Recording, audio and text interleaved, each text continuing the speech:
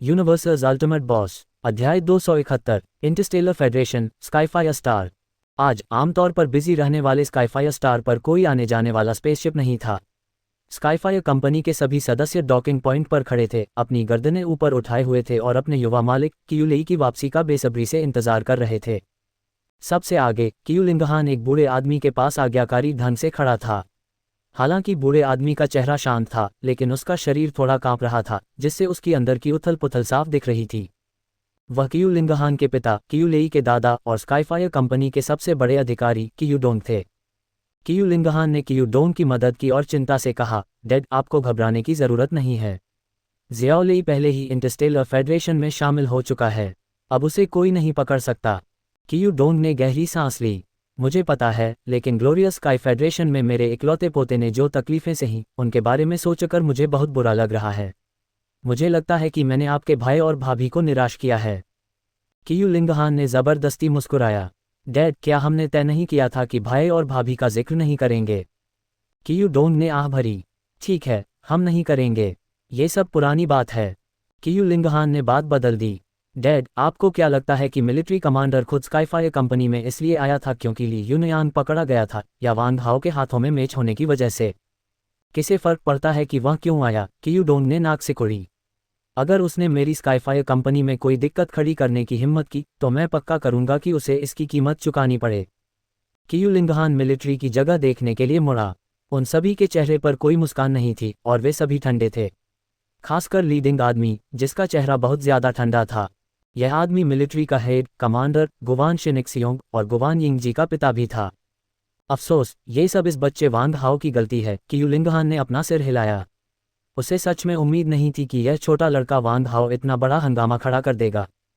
शुरू में उसने वांग हाओ और दूसरों को सिर्फ देखते हैं क्या होता है वाले रवैये के साथ जाने दिया था, लेकिन नतीजा ये हुआ कि इस बच्चे ने न सिर्फ उस आदमी को बचाया बल्कि ग्लोरियस स्काई फेडरेशन को भी अस्त व्यस्त कर दिया, जिससे वे डर गए। अगर बस इतना ही था तो ये सच में कोई बड़ी बात नहीं होती। आखिरकार ग्लोरियस स्काई फेडरेशन उनका दुश्मन था और यह जितना अस्त व्यस्त होगा उतना ही अच्छा होगा। लेकिन अजीब बात यह थी कि यह बच्चा वांग हाओ सच में गलत था। वे साथ गए, लेकिन उसने ली यूनयान को छोड़ दिया, जिससे उसे ग्लोरियस स्काई फेडरेशन ने पकड़ लिया। मैंने सुना है कि कियूलेई ने इस बच्चे वांग हाओ को कंपनी के 4% शेयर दिए। कियू डोंग ने अचानक पूछा। कियू लिंगहान ने सिर हिलाया। शियाओलेई के मैसेज में ऐसा ही लिखा था। उसने कहा कि वांग हाओ में अनलिमिटेड पोटेंशियल है और उसे 4% शेयर देकर जीतना कोई नुकसान नहीं है। हालांकि कियू लिंगहान मन ही मन कोस रही थी। उस छोटे कमीने वांग हाओ ने साफ साफ कहा था कि इनाम हेवनली इंपीरियल डिवाइन थंडर है, लेकिन आखिर में उसने कियूलेई से 4% शेयर जबरदस्ती ले लिए। ये छोटा कमीना सच में घटिया था और उसमें जरा भी ईमानदारी नहीं थी। कियू डोंग ने सोचा, वांग हाओ का टैलेंट सच में डरावना है, उसके पिता से कहीं ज्यादा मजबूत। उसे 4% शेयर देकर जीतना इसके लायक है। कियू लिंगहान खुद को याद दिलाए बिना नहीं रह सकी। डैड, वांग हाओ का टैलेंट तो पक्का है, लेकिन मुसीबत खड़ी करने की उसकी काबिलियत भी कमाल की है। क्या हम सच में उसकी गंदगी साफ करने में उसकी मदद कर सकते हैं? कियू डोंग ने अपनी दाढ़ी सहलाए और मुस्कुराया। 17 साल की उम्र में लेवल 4 के अल्केमिस्ट के तौर पर उसकी काबिलियत को देखते हुए अल्केमिस्ट गिल्ड उसे पक्का अगला प्रेसिडेंट बनने के लिए ट्रेन करेगा। 5 बड़ी ताकतों में से 2 उसका साथ दे रहे हैं और सूम्यू जैसे 4 बूढ़े लोगों का भी साथ है, तो इंटरस्टेलर फेडरेशन में ऐसी कौन सी गंदगी है जो साफ नहीं हो सकती? कियू लिंगहान ने सिर हिलाया और कोई और सवाल नहीं पूछा, लेकिन उसका दिल अभी भी बेचैन था। उसे हमेशा लगता था कि 5 बड़ी ताकतों में से 2 के पूरे सपोर्ट के बाद भी ये लड़का बहुत बड़ा हंगामा खड़ा कर सकता है। तभी अचानक किसी ने हैरानी से चिल्लाया, वे यहाँ हैं। सबने ऊपर देखा और एक लाइट ड्रैगन स्पेसशिप को धीरे धीरे नीचे उतरते हुए देखा, जो आखिर में डॉकिंग पॉइंट पर लैंड कर गया। जब कियूलेई, वांग हाओ और बाकी लोग स्पेसशिप से बाहर निकले तो पूरी जगह तुरंत गूंज उठी। Welcome home young master Qiulei. Welcome home young master Qiulei. Qiulei ने आंखों में आंसू लिए अपने सामने सब कुछ देखा। ये जाना पहचाना सीन 5 साल से लगातार उसके सपनों में आ रहा था, लेकिन हर बार जब वह उठता तो वह सिर्फ अकेला दुखी होता। लेकिन अब इससे कोई फर्क नहीं पड़ता था। फर्क इस बात का था कि वह वापस आ गया था। वांग हाओ ने देखा कि सब कियूलेई का स्वागत कर रहे हैं और उसे तुरंत गुस्सा आ गया। इसलिए उसने मासूमियत से आसमान की तरफ देखा, फिर चुपचाप कियूलेई के सामने अपना पैर बढ़ाया। एक धमाके के साथ कियूलेई लड़खड़ाकर जमीन पर गिर पड़ा, मुंह के बल। इस अचानक हुए सीन से पूरी जगह तुरंत शांत हो गई। उस पल सब हैरान रह गए। एक मार्शल एम्परर के तौर पर कियू लेई की साधना को देखते हुए वांग हाओ से लड़खड़ाकर गिरना नामुमकिन था। लेकिन अजीब बात यह थी कि कियू लेई बहुत ज़्यादा उत्साहित था और उसने अपने पैरों पर ध्यान नहीं दिया और उसे सच में उम्मीद नहीं थी कि ऐसे समय में कोई उसे गिरा देगा। यंग मास्टर बैबियन चौंक गया और जल्दी से कियू लेई को उठाने के लिए आगे बढ़ा। इस समय वांग हाओ कियू लेई के ऊपर से गया, सामने भीड़ की तरफ हाथ हिलाया और जोर से चिल्लाया, मेरा स्वागत करने के लिए आप सभी का धन्यवाद। हालांकि कियू लेई को बचाने का प्रोसेस रोमांचक था, लेकिन सभी का उत्साह देखकर मुझे लगता है कि यह सब इसके लायक था। जैसे ही उसने बोलना खत्म किया, ऑडियंस में मौजूद सभी लोग होश में आ गए और वे सभी तेज दिमाग वाले लोग थे। कियू लेई को शर्मिंदा न करने के लिए वे तुरंत वांग हाओ की तारीफ करने लगे। ये यंग मास्टर वांग हाओ ही होंगे, सच में कम उम्र से ही हीरो। बिल्कुल, इतनी कम उम्र में उसने ग्लोरियस स्काई फेडरेशन के जेल प्लैनेट में कामयाबी से सेंध लगाए। वह भविष्य में निश्चित रूप से बहुत अच्छा होगा। यंग मास्टर वांग हाओ, आप हमारे यंग मास्टर कियू लेई के सेवियर हैं, जिसका मतलब है कि आप हमारे सेवियर हैं। यंग मास्टर वांग हाओ, यंग मास्टर कियू लेई को बचाने के लिए आपका धन्यवाद। हम आपको सलाम करते हैं। उद्धरण चिन्ह उद्धरण चिन्ह। ये सीन देखकर यूजुवान और दूसरों के चेहरे पूरी तरह से काले पड़ गए। ये देखकर कि स्पॉटलाइट कियू लेई ने चुरा ली है, उसने खुद उसे हथियाने का फैसला किया और वह कियू लेई की चमक चुराने में कामयाब रहा। कोई इंसान कितना बेशर्म होगा जो ऐसा कुछ करे। कियू लेई कड़वी मुस्कान के साथ मुस्कुराया। उसे सच में समझ नहीं आ रहा था कि उस समय अपनी भावनाओं को बताने के लिए वह किन शब्दों का इस्तेमाल करे। दादाजी, आंटी। कियू लेई अचानक वहीं जम गया। उसने कियू लिंगहान को कियू डोंग को सहारा देते देखा, जिसकी बूढ़ी आंखों में आंसू थे। दादाजी। कियू लेई की आंखों में तुरंत आंसू आ गए। वह अपने पैरों पर खड़ा हुआ और कियू डोंग की ओर दौड़ा, जैसे कोई बच्चा जिसने बाहर बहुत दुख झेला हो और उस जगह को देखा हो जिसने उसके विकास की रक्षा की थी। पोता। कियू डोंग ने कियू लिंगहान का सहारा हटाकर कियू लेई की तरफ दौड़ा। आसपास के लोगों ने भी खुशी मनाना बंद कर दिया और दादा पोते के दोबारा मिलने का ये दिल को छू लेने वाला सीन आंखों में आंसू लिए देखा। लेकिन जैसे ही कियू लेई और वांग हाओ एक दूसरे के पास से गुजरे, वांग हाओ ने अपना पैर फिर से बाहर निकाला और कियू लेई के सामने रख दिया। जैसा कि उम्मीद थी, एक धमाके के साथ उत्साहित कियू लेई फिर से मुंह के बल गिरा और कियू डोंग के सामने लुढ़क गया। पूरी जगह एक बार फिर शांत हो गई और सब हैरान रह गए। कियू लेई आखिर एक मार्शल एम्परर था, एक ऐसा जीव जो उड़ सकता था। उसे 1 मिनट से कम समय में 2 बार नहीं गिरना चाहिए था, है ना? वांग हाओ ने अपने कपड़े ठीक किए, गिरे हुए कियू लेई के ऊपर से गुजरा और कियू डोंग के सामने आया। उसने हाथ जोड़कर कहा, मैं वांग हाओ हूँ, स्काईफायर कंपनी का नया सेकंड इन कमांड। शायद ये फर्स्ट इन कमांड है। अब से तुम मेरे बड़े भाई हो। कियू डोंग ने वांग हाओ को खाली नजरों से देखा। फर्स्ट इन कमांड, बड़े भाई? धत्तेरे की, वे एक असली कंपनी है, डाकुओं का अड्डा नहीं, ठीक है? कियू लिंगहान हैरान रह गया। ये वांग हाओ बहुत बेशर्म है। जैसे ही उसने मुंह खोला, उसने उसके पिता को अपने बड़े भाई के रूप में पहचान लिया। क्या यह उसे बिना किसी वजह के उससे एक पीढ़ी ऊपर नहीं बना रहा है? बड़े भाई, हमारी पहली मुलाकात के लिए मैंने ये तुम्हारे लिए, तुम्हारे छोटे भाई के लिए तैयार किया है। वांग हाओ ने हाथ हिलाया और एक मेका दिखाई दिया। ये है।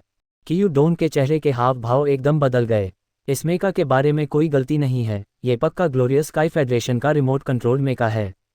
अगर उनकी स्काईफायर कंपनी इसके अंदर का राज तोड़ सकती है, तो क्या इसका मतलब मोनोपोली नहीं होगा? हाँ, मेरा नेक भाई अपने तोहफे के साथ सच में बहुत दिलदार है। कियू डोंग दिल खोलकर हंसा और जोश से वांग हाओ के कंधे पर थपथपाया। कियू लिंगहान का मुंह फड़क गया, उसे लगा जैसे उसके साथ धोखा हुआ हो। क्या उसके पिता में कुछ गड़बड़ है? वह एक ऐसा आदमी है जो अपने ताबूत में जाने वाला है, फिर भी वह एक जूनियर को अपना भाई कह सकता है। बड़े भाई, मुझे लग रहा है कि आपका रंग थोड़ा कमज़ोर है। आपके छोटे भाई के पास माइनर लाइफ पोशन की एक बोतल है। इसे पी लो और ये तुम्हें तुरंत 50 साल जवान बना देगा। वांग हाओ ने माइनर लाइफ पोशन की एक और बोतल निकाली और कियू डोंग को दे दी। कियू डोंग की आंखें चमक उठीं।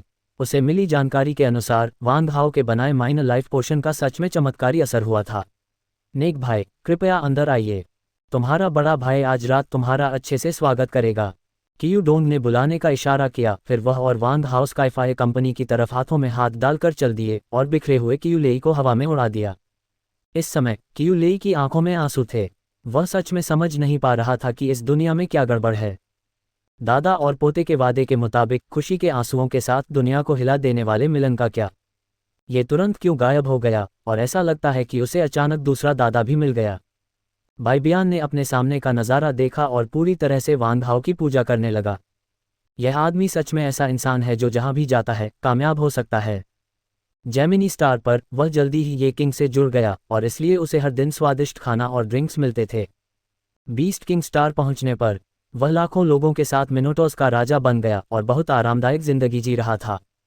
अब जब वह स्काईफायर स्टार पहुंच गया है तो वह असल में 3 मिनट में इस बड़े आदमी कियूडोन के साथ पक्के भाई बन गए।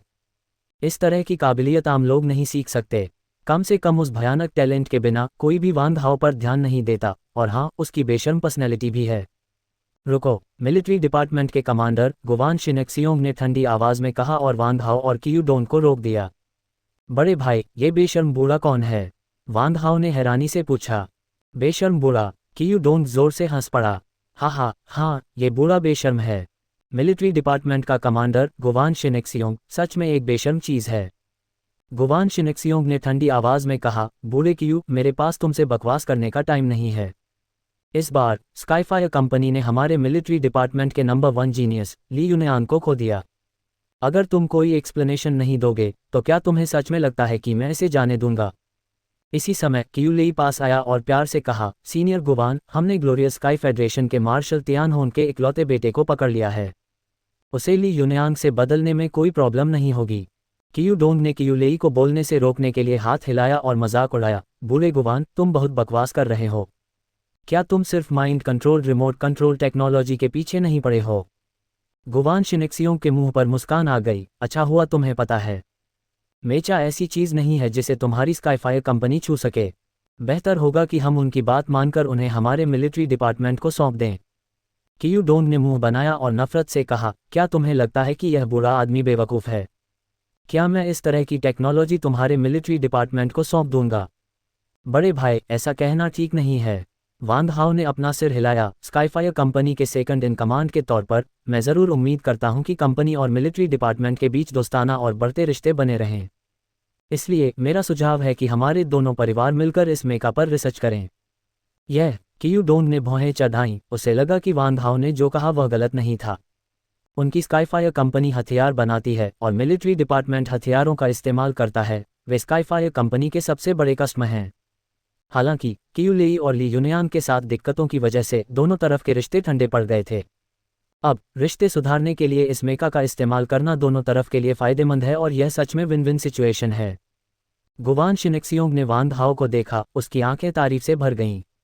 इतनी कम उम्र में वह न सिर्फ बहुत टैलेंटेड था बल्कि लोगों से डील करने में भी बहुत अच्छा था। साथ ही उसे ये भी लगा कि वांग हाओ उनके प्रति अच्छा बर्ताव कर रहा है और उस समय हुई बुरी बातों को भूलने का इरादा रखता है।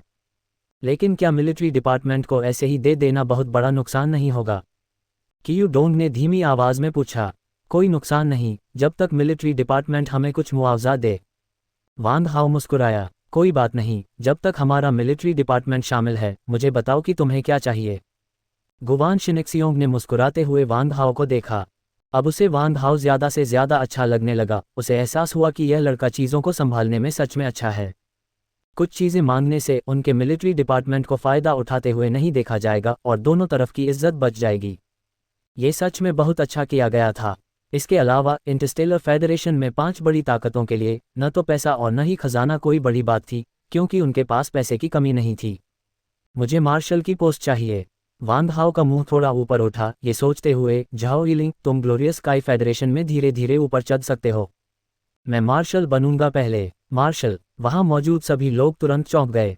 अरे बाप रे, इस आदमी ने सच में इसके लिए पूछने की हिम्मत की।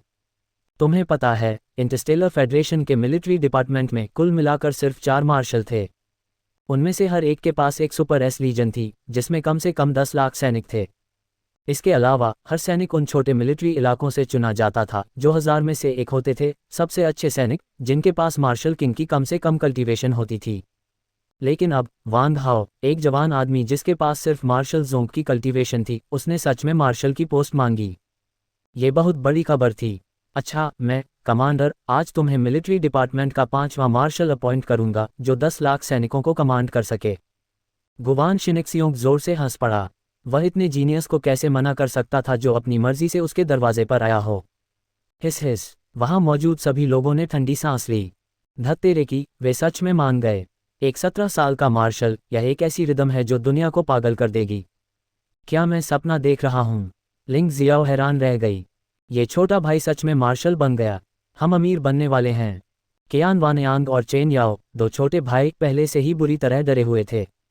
वे वांग हाओ के पीछे मिलिट्री डिपार्टमेंट तक जाने और एक ही कदम में आसमान छूने की लय में थे।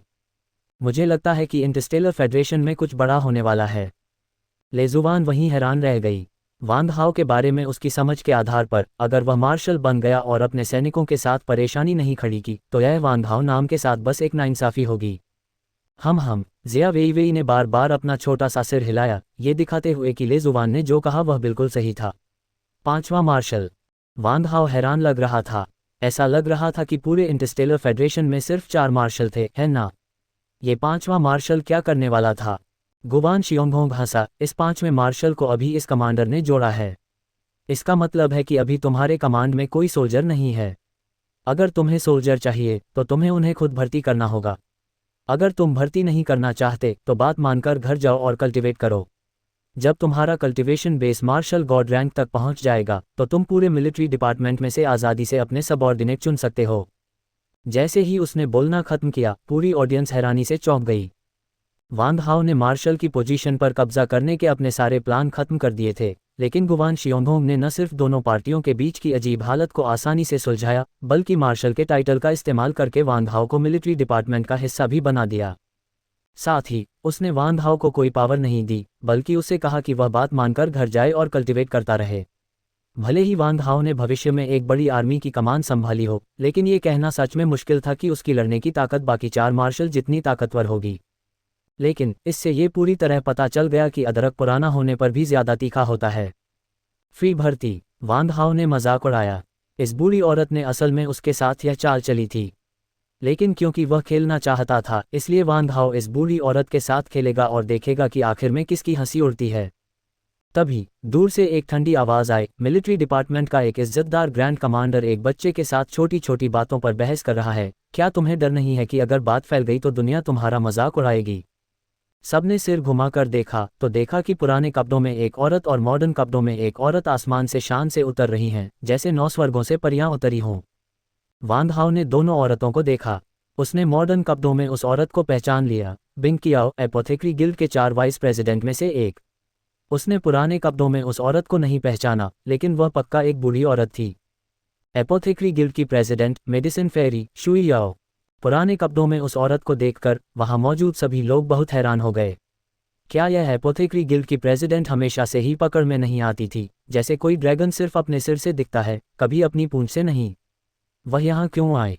एपोथेक्री गिल्ड की प्रेसिडेंट। वांग हाओ ने हैरानी से पुराने कपड़ों में शुई याओ नाम की इस खूबसूरत लड़की को देखा। उससे निकलने वाली अजीब सी आभा ने उसके आसपास के सभी लोगों को बहुत कमतर महसूस कराया। खासकर देखने वाली औरतें शुई याओ को जलन और नफरत से भरी नज़रों से देख रही थीं, जैसे वह उनकी जान पहचान की दुश्मन हो। शुई याओ, तुम यहाँ क्या कर रही हो? गुवान जियोनगॉन के चेहरे के भाव थोड़े बदल गए। उसने इस औरत को नाराज करने की हिम्मत नहीं की, न ही उसे उकसाने की। उसे याद आया कि मिलिट्री डिपार्टमेंट के पिछले ग्रैंड कमांडर ने उसके सामने थोड़ी हल्की फुल्की बातें की थीं, जिससे ये बिग सिस्टर गुस्से से भर गई थी। वह तुरंत एडवेंचरर गिल्ड के पास बहुत सारा पैसा लेकर गई और एक मिशन पोस्ट किया, जिसमें मिलिट्री डिपार्टमेंट में सबसे छोटे सैनिक से लेकर सबसे बड़े कमांडर तक सभी के सिर पर साफ कीमत का टैग लगा दिया गया था। नतीजा तो अंदाजा ही था। किराए के सैनिकों का वह ग्रुप जो सिर्फ पैसे को पहचानता था, तुरंत झुंड में आ गया, खत्म हो गया, जिससे उनके मिलिट्री डिपार्टमेंट की जिंदगी मुश्किल हो गई। आखिर में पिछले ग्रैंड कमांडर ने यह देखकर कि वह पहले से ही बूढ़ा हो गया था, बस इस्तीफा दे दिया, जिससे आखिरकार इस बड़ी बहन का गुस्सा शांत हो गया। लेकिन उसके बाद से इंटरस्टेलर फेडरेशन में किसी ने भी एपोथेक्री गिल्ड के इस अमीर और जिद्दी प्रेसिडेंट को भड़काने की हिम्मत नहीं की। शुई याओ ने गुवान जियोनगॉन को जवाब नहीं दिया, न ही उसने उसकी आंखों में देखा। इसके बजाय उसने गंभीरता से वांग हाओ को परखा। जब शुई याओ ने ऑटम विंटर के हाथ में कमजोर लाइफ पोशन देखा तो वह तुरंत आगे बढ़ी और उसे छीन लिया। ऑटम विंटर बस अपनी आंखें घुमा सका और एक भी बकवास शब्द कहने की हिम्मत नहीं की। यह असल में वाइटलिटी बढ़ा सकता है। पोशन रैंक कम से कम 4th ग्रेड तक पहुंच गया है और इस तरह का पोशन पहले कभी नहीं देखा गया है। एक अच्छी चीज। शुई याओ ने कम लाइफ पोशन सूंघा और उसकी खुबानी जैसी आंखें तुरंत चमक उठीं। मेरे साथ एपोथेक्री गिल्ड वापस आओ। ये प्रेसिडेंट की पोस्ट अब से तुम्हारी होगी। शुई याओ ने वांग हाओ को पकड़ा और उसे घसीट कर ले गई। ये सुनकर पूरी ऑडियंस में हंगामा मच गया। बिल्कुल नहीं, एपोथेक्री गिल्ड का अगला प्रेसिडेंट ऐसे ही तय हो गया। ये बहुत बचकाना है ना? ये यंग मास्टर वांग हाओ सिर्फ 17 या 18 साल का है। क्या उन्होंने सच में उसे एपोथेक्री गिल्ड का अगला प्रेसिडेंट चुना था? तुम्हें क्या पता? यंग मास्टर वांग हाओ को सिर्फ इसलिए नीचा मत समझो क्योंकि वह छोटा है, वह पहले से ही 4th ग्रेड मेडिसिन किंग है। 4th grade medicine king? भाई, मजाक कर रहे हो? क्या तुम अंधे हो? अगर उनमें वह काबिलियत नहीं होती तो क्या प्रेसिडेंट शुई याओ ऐसा बर्ताव करते? बात तो समझ में आती है, लेकिन ये बहुत डरावना है ना? एक प्रोडिजी सामने आया है, उसे कोई हरा नहीं सकता। जूनियर्स की यह पीढ़ी मुश्किल में पड़ने वाली है। उद्धरण चिन्ह ... उद्धरण चिन्ह। अरे अरे अरे, मैं कहता हूँ बिग सिस्टर, क्या आप थोड़ी और झिझक सकती हैं? मैं एक अच्छे परिवार का बच्चा हूँ। वांग हाओ ने आंखें घुमाईं। उसे ऐसा क्यों लगा कि ये सभी औरतें इतनी रौबदार हैं? खासकर ये काबिल मजबूत औरतें जो एक बड़ी पावर को मैनेज कर सकती हैं, वे बहुत ज़्यादा रौबदार हैं। तुमने सच में मुझे बिग सिस्टर कहा? शुई याओ थोड़ी हैरान रह गई और फिर उसके होठों पर एक प्यारी सी मुस्कान आ गई। चापलूसी करने वाली, कियू लिंगहान ने धीरे से कहा। ये शुई याओ उसके पिता से बड़ी थी। उसकी सीनियरिटी वांग हाओ से अनगिनत गुना ज़्यादा थी। वह बिग सिस्टर कैसे हो सकती है? वह तो साफ तौर पर परदादी थी। वांग हाओ ने गंभीरता से सिर हिलाया। मेरी माँ ने मुझे सिखाया कि जिन औरतों के ब्रेस्ट होते हैं उन्हें आंटी कहते हैं और जिनके ब्रेस्ट नहीं होते उन्हें ही बिग सिस्टर कहते हैं। जैसे ही उसने बोलना खत्म किया, पूरी जगह तुरंत शांत हो गई। ऑटम विंटर और गुवान जियोनागॉन खासकर इतने डर गए थे कि उनके पसीने छूटने लगे। शुई याओ सच में खूबसूरत थी। उसे बेमिसाल खूबसूरती कहना कोई बड़ा चढ़ाकर कहना नहीं होगा, लेकिन उसकी बस एक ही कमी थी कि उसका सीना सच में बहुत छोटा था। इसलिए जब भी कोई यह बात उठाता तो हंगामा मच जाता। हालांकि सबकी उम्मीदों के उलट शुई याओ गुस्से में नहीं आई। इसके बजाय वह वहीं जमी रही, बुदबुदाते हुए, इतने साल बीत गए मुझे पता ही नहीं चला कि वह चली गई है। तुम मेरी माँ को जानते हो? वांग हाओ ने हैरानी से पूछा। अनलकी फेलो की यादों के मुताबिक यह माँ बहुत रहस्यमयी थी। उसने बचपन से उसे कभी नहीं देखा था। जब उसने अपने डैड से पूछा तो वह बस मुस्कुरा देते थे लेकिन कुछ नहीं कहते थे। शुई याओ अचानक से होश में आया और वांग हाओ के सिर पर थप्पड़ मारा। गुस्से में बोला, तुम छोटे बदमाश, मुझसे झूठ बोलने की तुम्हारी हिम्मत कैसे हुई? मुझे पता है तुम्हारी माँ की पर्सनैलिटी कैसी है। आउच! वांग हाओ ने अपना सिर पकड़ लिया। दर्द से उसके चेहरे पर आंसू बह रहे थे और मन ही मन इस बूढ़ी औरत को पानी पीकर दम घुटने और मरने की कोस रहा था। मेरे साथ एपोथेक्री गिल्ड वापस आओ। शुई याओ ने वांग हाओ को दूर एक स्पेसशिप की ओर खींचा। मैं एपोथेक्री गिल्ड नहीं जाना चाहता, मैं मार्शल बनना चाहता हूँ। वांग हाओ पीछे हटता रहा। ये जानने के बाद कि यह बूढ़ी औरत उसकी रहस्यमयी माँ से जुड़ी हुई है, वह निश्चित रूप से एपोथेक्री गिल्ड में समय बर्बाद नहीं करने वाला था। उसे विश्वास था कि भले ही वह बहुत बड़ी मुसीबत खड़ी कर दे, एपोथेक्री गिल्ड तुरंत उसकी गंदगी साफ कर देगा। जब ऐसा था तो उसे एपोथेक्री गिल्ड जाने की क्या ज़रूरत थी? वह जाकर लाखों छोटे भाइयों को भर्ती कर सकता था, मार्शल बन सकता था और इंटरस्टेलर फेडरेशन में घूम सकता था। शुई याओ थोड़ा हैरान हुआ और आह भरी, कितना अच्छा बच्चा है। वह अपने पिता को अपना लक्ष्य बनाना चाहता है। वांग हाओ ने आंखें घुमाईं। अगर उसने ओल्ड मैन को अपना लक्ष्य बनाया तो वह बर्बाद हो जाएगा। वह बस उन पोषण के दीवानों से निपटना नहीं चाहता था जो सिर्फ पोषण मिलाना जानते थे। चूंकि मिलिट्री डिपार्टमेंट ने तुम्हें मार्शल का टाइटल दिया है, इसलिए मैं भी कंजूस नहीं हो सकता। अब से तुम हमारे पोषण गिल्ड के 5वें वाइस प्रेसिडेंट हो। एक बार जब तुम ऑफिशियली पोषण गिल्ड में शामिल हो जाओगे तो तुम्हारे पास वाइस प्रेसिडेंट की सारी अथॉरिटी होगी। शुई याओ ने गुवान शिनक्सियोंग की तरफ देखा, जैसे उसे चेतावनी दे रहा हो कि वह कोई परेशानी न करे। पोषण गिल्ड का वाइस प्रेसिडेंट? वहां मौजूद सभी लोग फिर से हैरान रह गए। उन्हें लग रहा था कि वे आज सपना देख रहे होंगे। भले ही पोषण गिल्ड का वाइस प्रेसिडेंट और मिलिट्री डिपार्टमेंट का मार्शल दोनों ही बिना असली पावर के सिर्फ टाइटल थे, वे ऐसे टाइटल नहीं थे जिन्हें आम लोग पा सकें। इसके अलावा वांग हाओ आज सिर्फ 17 साल का था। उसका भविष्य साफ तौर पर बहुत बड़ा था। लेजुवान और बाकी लोग वांग हाओ को हैरान होकर देख रहे थे, यह महसूस करते हुए कि यह आदमी पहले से ही अजेय था। स्टार फेडरेशन के पास कुल मिलाकर सिर्फ 5 बड़ी पावर थीं, फिर भी वह न सिर्फ स्काईफाई कॉर्पोरेशन का दूसरा सबसे बड़ा शेयर होल्डर था, मिलिट्री डिपार्टमेंट का एक मार्शल जिसके पास अपने सबॉर्डिनेट को भर्ती करने का अधिकार था, बल्कि पोषण गिल्ड का वाइस प्रेसिडेंट भी था। 3 बड़ी पावर को एक साथ लाने की उसकी काबिलियत इतिहास में पहले कभी नहीं देखी गई लगती थी। स्टार फेडरेशन का, है ना? उससे इम्प्रेस हुए बिना रहना नामुमकिन था। कियान वानयांग और चेन याओ, दो चमचे, इतने एक्साइटेड थे कि वे तुरंत वांग हाओ के सामने झुकना चाहते थे, क्योंकि जब तक वे वांग हाओ के नक्शे कदम पर चलेंगे और उसकी जांग से चिपके रहेंगे, वे इस जिंदगी में बेहतर लोग बनने के लिए किस्मत में थे। लिंग जियाओ ने आह भरी। वह शुरू में वांग हाओ को प्रेसिडेंशियल पैलेस में लाना चाहता था, लेकिन अब यह नामुमकिन लग रहा था। कमांडर इन चीफ गुवान शिनिक्सियोंग का चेहरा ठंडा था, जिससे पता चल रहा था कि वह बहुत बुरे मूड में है। उसने वांग हाओ को फिफ्थ मार्शल का टाइटल इस इरादे से दिया था कि वह वांग हाओ को अपने कमांड में ले ले और वांग हाओ से अपने लिए काम करवाए। लेकिन अब शुई याओ ने वांग हाओ को पोषण गिल्ड के वाइस प्रेसिडेंट का पद दे दिया था और कहा था कि पोषण गिल्ड में जाने के बाद वांग हाओ असली पावर वाला वाइस प्रेसिडेंट होगा। इसका मतलब साफ था कि अगर वांग हाओ मिलिट्री डिपार्टमेंट में मार्शल बनकर खुश नहीं था, तो वह बस पोषण गिल्ड में वापस आ सकता था और वाइस प्रेसिडेंट बन सकता था।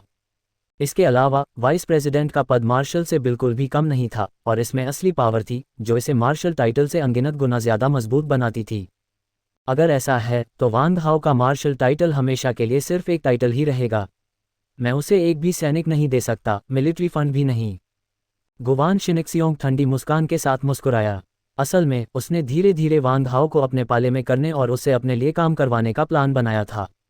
लेकिन इस सिचुएशन में वह जानता था कि वह वांग हाओ को बिल्कुल भी नहीं रख सकता। अगर ऐसा था तो उसे सैनिक देने की क्या ज़रूरत थी। बस उसे मार्शल का टाइटल दे दो और उसे खुद खेलने दो। इसके अलावा उसने शुरू से कभी नहीं सोचा था कि वांग हाओ को एक सच्चा मार्शल बनने देगा। ज़्यादा से ज़्यादा उसके अंडर 10 लाख सैनिक होंगे। सैनिकों की लड़ने की ताकत की बात करें तो वह निश्चित रूप से 4 सुपर एस लीजन जितनी अच्छी नहीं होगी, क्योंकि मिलिट्री डिपार्टमेंट की 4 सुपर एस लीजन सीधे फेडरेशन के बड़े अमीरों के हाथ में थी, इसलिए वांग हाओ को उनकी कमान देना बिल्कुल नामुमकिन था। इसके अलावा वह बिल्कुल भी वैसी घटना दोबारा नहीं होने देगा जैसी वांग तियानी ने उस समय सुपर एस लीजन की कमान संभाली थी।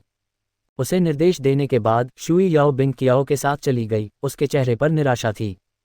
कियूडोंग ने गुवान शिनिक्सियोंग की तरफ देखा, तुरंत समझ गया कि यह बूढ़ा आदमी क्या साजिश रच रहा है। उसने वांग हाओ को खींचा और फुसफुसाया, भाई इस डील में तुम्हें बहुत बड़ा नुकसान हुआ है।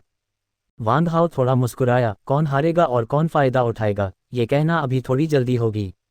इसके अलावा क्या मेरे पास अभी भी खुद सैनिकों को भर्ती करने का अधिकार नहीं है? कियूडोंग ने अपना सिर हिलाया, ये दिखाते हुए कि सैनिकों को भर्ती करने का यह अधिकार असल में बेकार था। ये जानना जरूरी है कि स्टार फेडरेशन में हजारों मिलिट्री डिस्ट्रिक्ट थे, बड़े और छोटे, और सैनिकों की कुल संख्या कम से कम अरबों में थी। लेकिन सिर्फ 4 टॉप टीआईएस लीजन थे और हर लीजन ने सिर्फ 10 लाख सैनिकों को भर्ती किया, कुल मिलाकर 4 मिलियन सैनिक। वे सैनिक कड़ी स्क्रीनिंग के बाद चुने गए थे, एलीट के एलीट, जिनके पास बिल्कुल भयानक कॉम्बैट पावर थी। भले ही वांग हाओ के पास खुद सैनिकों को भर्ती करने का अधिकार होता, तो वह इस कैलिबर के एलीट सैनिकों को भर्ती करने के लिए कहाँ जाता? अगर वह इतने एलीट सैनिकों को भर्ती नहीं कर सकता, तो उसका मार्शल टाइटल सिर्फ एक सजावट होगी जो कॉम्बैट पावर बनाने में पूरी तरह से असमर्थ होगा। इसके अलावा वह सैनिकों के लिए कितने हथियार दे सकता था? भले ही वह स्काईफाई कॉर्पोरेशन का दूसरा सबसे बड़ा शेयर होल्डर था और सैनिकों के लिए मुश्किल से हथियार दे पाता था, लेकिन रोज की ट्रेनिंग और मिलिट्री फंड के खर्च का क्या? जहां तक कमांडर इन चीफ गुवान शिनिक्सियोंग से उनके लिए पूछने की बात है, तो ये तो सवाल ही नहीं उठता, बस हंसी आ जाती है। अगर तुम मुझसे पूछो तो तुम्हारे लिए पोषण गिल्ड में वाइस प्रेसिडेंट बन जाना ज़्यादा अच्छा होगा, कियूडोंग ने सलाह दी। वांग हाओ ने होंठ सिकोड़े, मैं हर दिन लैब में छिपना नहीं चाहता। अपने चमचों के साथ इम्प्रेसिव और हैरान करने वाला होने की तुलना में ये कैसा हो सकता है? खांसी खांसी, कियूडोंग का गला तुरंत भर आया। ये लड़का माफिया शुरू करने के लिए 10 लाख गुंडों और बदमाशों को चमचे बनाने के बारे में तो नहीं सोच रहा था, है ना? वांग हाओ, मैंने सुना है कि तुम्हें याओटियन फेडरेशन से लेवल 5 का जायंट मेघ भी मिला है। कियूलिंग हान पास आई और धीमी आवाज में पूछा। वांग हाओ ने सिर हिलाया, मेरे पास न सिर्फ लेवल 5 का जायंट मेघ है, बल्कि 50 लेवल 4 मेघ भी हैं। कियूलिंग हान की आंखें तुरंत चमक उठीं। अगर आप ये मेघ रिसर्च के लिए कंपनी को दे दें तो मैं आपको कुछ ज़रूरी खबर बता सकता हूँ। कौन सी ज़रूरी खबर? वांग हाओ ने उत्सुकता से पूछा। कियूलिंग हान ने अपना सिर झुकाया और वांग हाओ के कान में फुसफुसाया, एक पुराने खंडहर के बारे में खबर। पुराना खंडहर? वांग हाओ की पुतलियां अचानक सिकुड़ गईं और उसकी सांसें तेज हो गईं। अगर उसे सही से याद है तो लाखों साल पहले मानवता के पास एक बार एक अद्वितीय शानदार सभ्यता थी, जो अनगिनत तारा प्रणालियों पर हावी थी और ब्रह्मांड में अनगिनत जातियों पर विजय प्राप्त करती थी। लेकिन किसी अज्ञात कारण से मानव सभ्यता रातों रात नष्ट हो गई और पृथ्वी पर केवल मनुष्य ही बचे। अगर मानवता पृथ्वी से बाहर नहीं निकली होती और उन प्राचीन खंडहरों की खोज नहीं की होती, तो उन्हें पता नहीं चलता कि मानवता के पास कभी ऐसा गौरव था। और इन प्राचीन खंडहरों में आमतौर पर एक अजीबोगरीब क्रिस्टल दिखाई देता था। आधुनिक लोग इसे इनहेरिटेंस क्रिस्टल कहते हैं।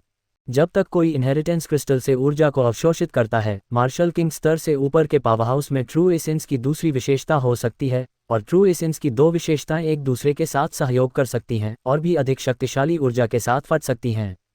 बर्फ और हवा के मिलने से बर्फ का तूफान बन सकता था। किसी भी हाल में डुअल एट्रीब्यूट्स की जमा हुई पावर ओरिजिनल से थोड़ी ज़्यादा थी। स्टार फेडरेशन में उन रईसों को रईस इसलिए कहा जाता था क्योंकि उनके परिवारों के पास इनहेरिटेंस क्रिस्टल्स थे। उनके वंशज लगातार एनर्जी को सोख सकते थे, जिससे उन्हें दो एट्रीब्यूट्स मिलते थे, जिससे उनकी पैदाइशी अटैक पावर एक एट्रीब्यूट वाले आम लोगों की तुलना में कहीं ज़्यादा मजबूत हो जाती थी।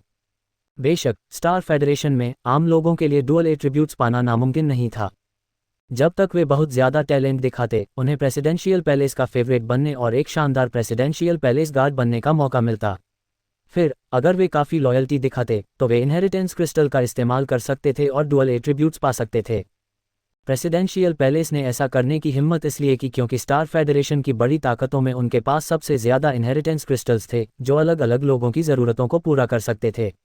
ये कुछ ऐसा था जिसे दूसरी ताकतें कॉपी करना चाहती थीं लेकिन कर नहीं पाईं। लगता है हमारा काम तय हो गया है। कियू लिंगहान ने अपना मुंह ढक लिया और मुस्कुराए। वांग हाओ ने कियू लिंगहान की तरफ देखा और बेपरवाही से कहा, पुराने खंडहर सिर्फ एक जानकारी हैं। ये कहना मुश्किल है कि मुझे कोई फ़ायदा होगा या नहीं। अगर तुम्हें वे मेज चाहिए तो मुझे तियानहुओ कंपनी के 1% शेयर दे दो। इससे ये 5% हो जाएगा। तुम। कियू लिंगहान की मुस्कान तुरंत गायब हो गई। उसने गुस्से में अपने गाल फुला लिए। काश वह इस बदमाश को थप्पड़ मार पाती। वह सच में हर मौके का फ़ायदा उठाता है और उसे किसी भी मौके से फ़ायदा उठाना ही चाहिए। हा, कियू डोंग ने अपनी दाढ़ी सहलाए और हंसा, तुम छोटे बदमाश सच में चालाक हो। ठीक है, हम तुम्हें 5% शेयर देंगे और हमारा कियू परिवार इन पुराने खंडहरों को एक्सप्लोर करने में तुम्हारी पूरी मदद भी करेगा। मेरी मदद करो। वांग हाओ कंफ्यूज्ड लग रहा था। कियू लिंगहान ने सिर हिलाया, उसका खूबसूरत चेहरा सीरियस था। ये पुराने खंडहर बहुत अजीब हैं। सिर्फ 20 साल से कम उम्र के लोग ही अंदर जा सकते हैं। 20 साल से ज़्यादा उम्र वाले तो बिल्कुल भी अंदर नहीं जा सकते। कितना कमाल है। वांग हाओ हैरान लग रहा था। कियू डोंग ने जोर से सिर हिलाया। कोई नहीं जानता कि पुराने इंसान कैसे थे, लेकिन एक बात पक्की है, उनकी martial art modern martial art से ज़्यादा मजबूत थी। ये बात दुनिया मानती है, इसलिए इस तरह की सेटिंग पूरी तरह से समझ में आती है। तुम मेरी इस तरह मदद कर रहे हो, क्या कोई और शर्तें हैं? वांग हाओ ने सिर हिलाया, फिर आंखें सिकुड़कर पिता और बेटी को देखा। ये चालाक बिजनेस वाले लोग थे, वे बिना किसी वजह के उसकी मदद क्यों करेंगे? छोटा सा बंदा बहुत स्मार्ट है। हमारी बस एक रिक्वेस्ट है। कियू डोंग ने अपनी दाढ़ी सहलाए और मुस्कुराया, अगर तुम्हें इन खंडहरों में कोई लेगेसी क्रिस्टल मिल जाए तो लेगेसी क्रिस्टल तुम्हारा हो जाएगा, लेकिन हमारे दोनों परिवार एक दूसरे के लेगेसी क्रिस्टल इस्तेमाल कर सकते हैं। ये दोनों के लिए फ़ायदेमंद अच्छी बात है। ऐसा लगता है कि मेरे पास मना करने का कोई कारण नहीं है। वांग हाओ ने सहमति में सिर हिलाया। क्योंकि लेगेसी क्रिस्टल कई तरह के होते हैं, इसलिए सही गुणों का कॉम्बिनेशन चुनना खास तौर पर ज़रूरी हो जाता है। इसलिए बड़े अमीर परिवारों में वे अक्सर इस्तेमाल के लिए लेगेसी क्रिस्टल का लेन देन करते हैं। बेशक प्रेसिडेंशियल पैलेस एक अपवाद है क्योंकि उनके पास लेगेसी क्रिस्टल का बहुत बड़ा कलेक्शन है और उन्हें दूसरों से पूछने की ज़रूरत नहीं है। तो हम इन पुराने खंडहरों में कब जा रहे हैं? वांग हाओ ने उत्सुकता से पूछा। कियू लिंगहान ने अपनी उंगलियों से हिसाब लगाया। ये पुराने खंडहर हर 3 साल में एक बार खुलते हैं। पिछली बार खुले हुए 3 साल हो गए हैं, इसलिए यह आधे महीने में खुल जाना चाहिए। हर 3 साल में एक बार खुलता है। वांग हाओ ने मुंह बनाया। क्या इन पुराने खंडहरों को पहले भी खोजा गया है? कियू लिंगहान ने सिर हिलाया, उसका चेहरा गंभीर था। ये पुराने खंडहर 9 साल पहले खोजे गए थे, लेकिन जो लोग पहले 2 बार गए थे वे इन्हें पूरी तरह से नहीं खोज पाए थे, फिर भी उन्हें बहुत सारा खजाना मिला था। इसलिए इस बार बड़ी ताकतों ने 20 साल से कम उम्र के अपने सबसे मजबूत जूनियर्स को खोजने के लिए भेजने का फैसला किया है। सबसे मजबूत जूनियर्स। वांग हाओ ने होंठ सिकोड़े। साफ था कि वह इन लोगों को बिल्कुल भी सीरियसली नहीं ले रहा था। कियू डोंग ने सीरियस होकर कहा, लापरवाह मत बनो। इस बार अंदर जाने वाले जूनियर्स में कई खतरनाक लोग हैं। कई और खतरनाक लोग। वांग हाओ थोड़ा हैरान हुआ। क्या इंटरस्टेलर फेडरेशन में 20 साल से कम उम्र के जूनियर्स में उससे ज़्यादा ताकतवर कोई हो सकता है? कियू लिंगहान ने समझाया, बड़ी ताकतों में जूनियर्स को कल्टीवेट करने के 2 तरीके हैं। एक है उनमें पोटेंशियल वाले लोगों को कल्टीवेट करना और दूसरा है उनमें पोटेंशियल न होने वाले लोगों को कल्टीवेट करना। पोटेंशियल वाले। बिना पोटेंशियल के वांग हाओ के चेहरे पर सवालिया निशान थे। साफ तौर पर उसे समझ नहीं आ रहा था कि इसका क्या मतलब है। कियू लिंगहान ने समझाना जारी रखा, पोटेंशियल वाले लोगों को कल्टीवेट करने का मतलब है कि इस जूनियर में मार्शल एम्परर तक पहुंचने का पोटेंशियल है, इसलिए वे अपना समय लेंगे और उन्हें एक मजबूत फाउंडेशन बनाने में मदद करेंगे। इस प्रोसेस में कभी जल्दबाजी नहीं करेंगे। जबकि बिना पोटेंशियल वाले लोगों को कल्टीवेट करने का मतलब है कि इस जूनियर के लिए सबसे बड़ी अचीवमेंट मार्शल किंग है, इसलिए वे कल्टीवेट करने का एक रटने वाला तरीका चुनते हैं, फाउंडेशन को पूरी तरह से नज़रअंदाज करते हुए। जब तक उनकी कल्टीवेटिंग मार्शल किंग तक पहुंचती है, उन्हें अपने कॉम्बैट एक्सपीरियंस को मजबूत करने के लिए अलग अलग मिशन दिए जाएंगे। तुम्हारा मतलब है कि ये मजबूत कैरेक्टर सभी मार्शल किंग हैं? वांग हाओ ने माथा से कोड़ा। अब उसे समझ में आ गया था कि तथाकथित जीनियस जिनमें पोटेंशियल था, वे बड़ी ताकतों द्वारा तैयार किए गए उत्तराधिकारी थे, जबकि बिना पोटेंशियल वाले लोग बड़ी ताकतों द्वारा तैयार किए गए गुंडे थे। कियू लिंगहान ने सिर हिलाया। असल में वे सभी मार्शल किंग के पहले या दूसरे लेवल पर हैं, और हम तुम्हारे लिए 10 मार्शल किंग गार्ड भी अरेंज करेंगे। इतना कंजूस, सिर्फ 10? वांग हाओ ने कियू लिंगहान को नफरत भरी नज़र से देखा। कियू लिंगहान ने वांग हाओ को घूरा। ये कंजूसी नहीं है, लेकिन इन पुराने खंडहरों में हर बार कितने लोग अंदर जा सकते हैं, इसकी एक लिमिट है। इसलिए बड़ी ताकतों के कोटा शेयर करने से हम तुम्हारे लिए सिर्फ 10 मार्शल किंग गार्ड अरेंज कर सकते हैं। सभी बड़ी ताकतों के पास लोगों की संख्या की एक लिमिट होती है। वांग हाओ ने उत्सुकता से पूछा, तो क्या मैं अल्केमिस्ट गिल्ड से कोटा मांग सकता हूँ? कियू लिंगहान ने थोड़ा मुंह बनाया। अल्केमिस्ट गिल्ड आमतौर पर इस तरह की एक्टिविटी में हिस्सा नहीं लेता, लेकिन अगर तुम जाना चाहते हो तो मुझे लगता है कि अल्केमिस्ट गिल्ड तुम्हें जगह दिलाने की कोशिश करेगा। तो अल्केमिस्ट गिल्ड से बात करने में मेरी मदद करो। मैं हिस्सा लेना चाहता हूँ और उन्हें मेरे लिए मार्शल किंग गार्ड तैयार करने दो। वांग हाओ ने हाथ हिलाया, ऐसे हाव भाव से जैसे कह रहा हो, तुम समझ लो। कियू लिंगहान ने सिर हिलाया, ये दिखाते हुए कि वह वांग हाओ को अल्केमिस्ट गिल्ड से बात करने में मदद करने को तैयार थी।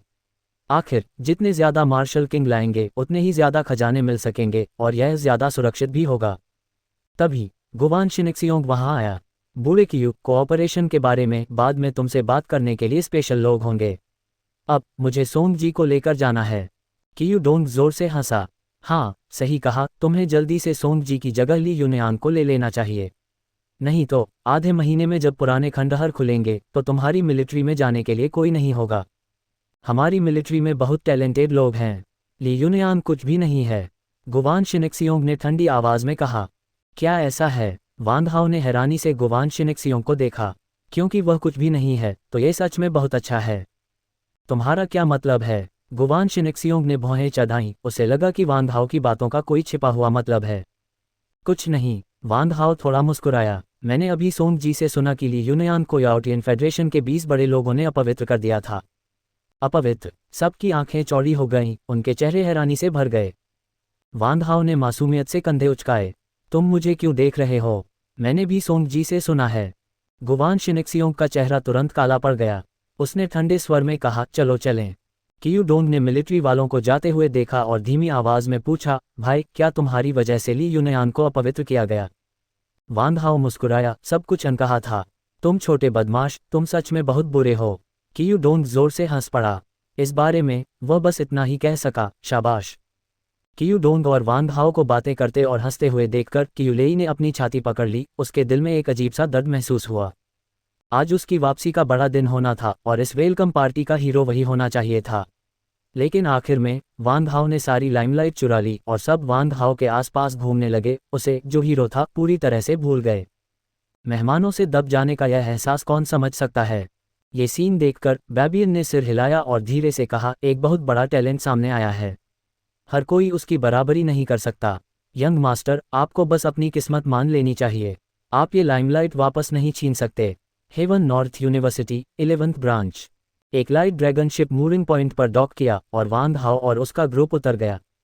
लाइट ड्रैगन शिप को मॉडिफाई करने के बाद उन्होंने लिंग जियाओ को अलविदा कहा और हेवन फायर स्टार छोड़कर 11th ब्रांच लौट आए। बाय बाय, हम पहले घर जा रहे हैं। लेजुवान ने वांग हाओ को हाथ हिलाया, फिर लिंग लिंग और जिया वेई वेई को खींचकर बिना पीछे देखे निकल गया।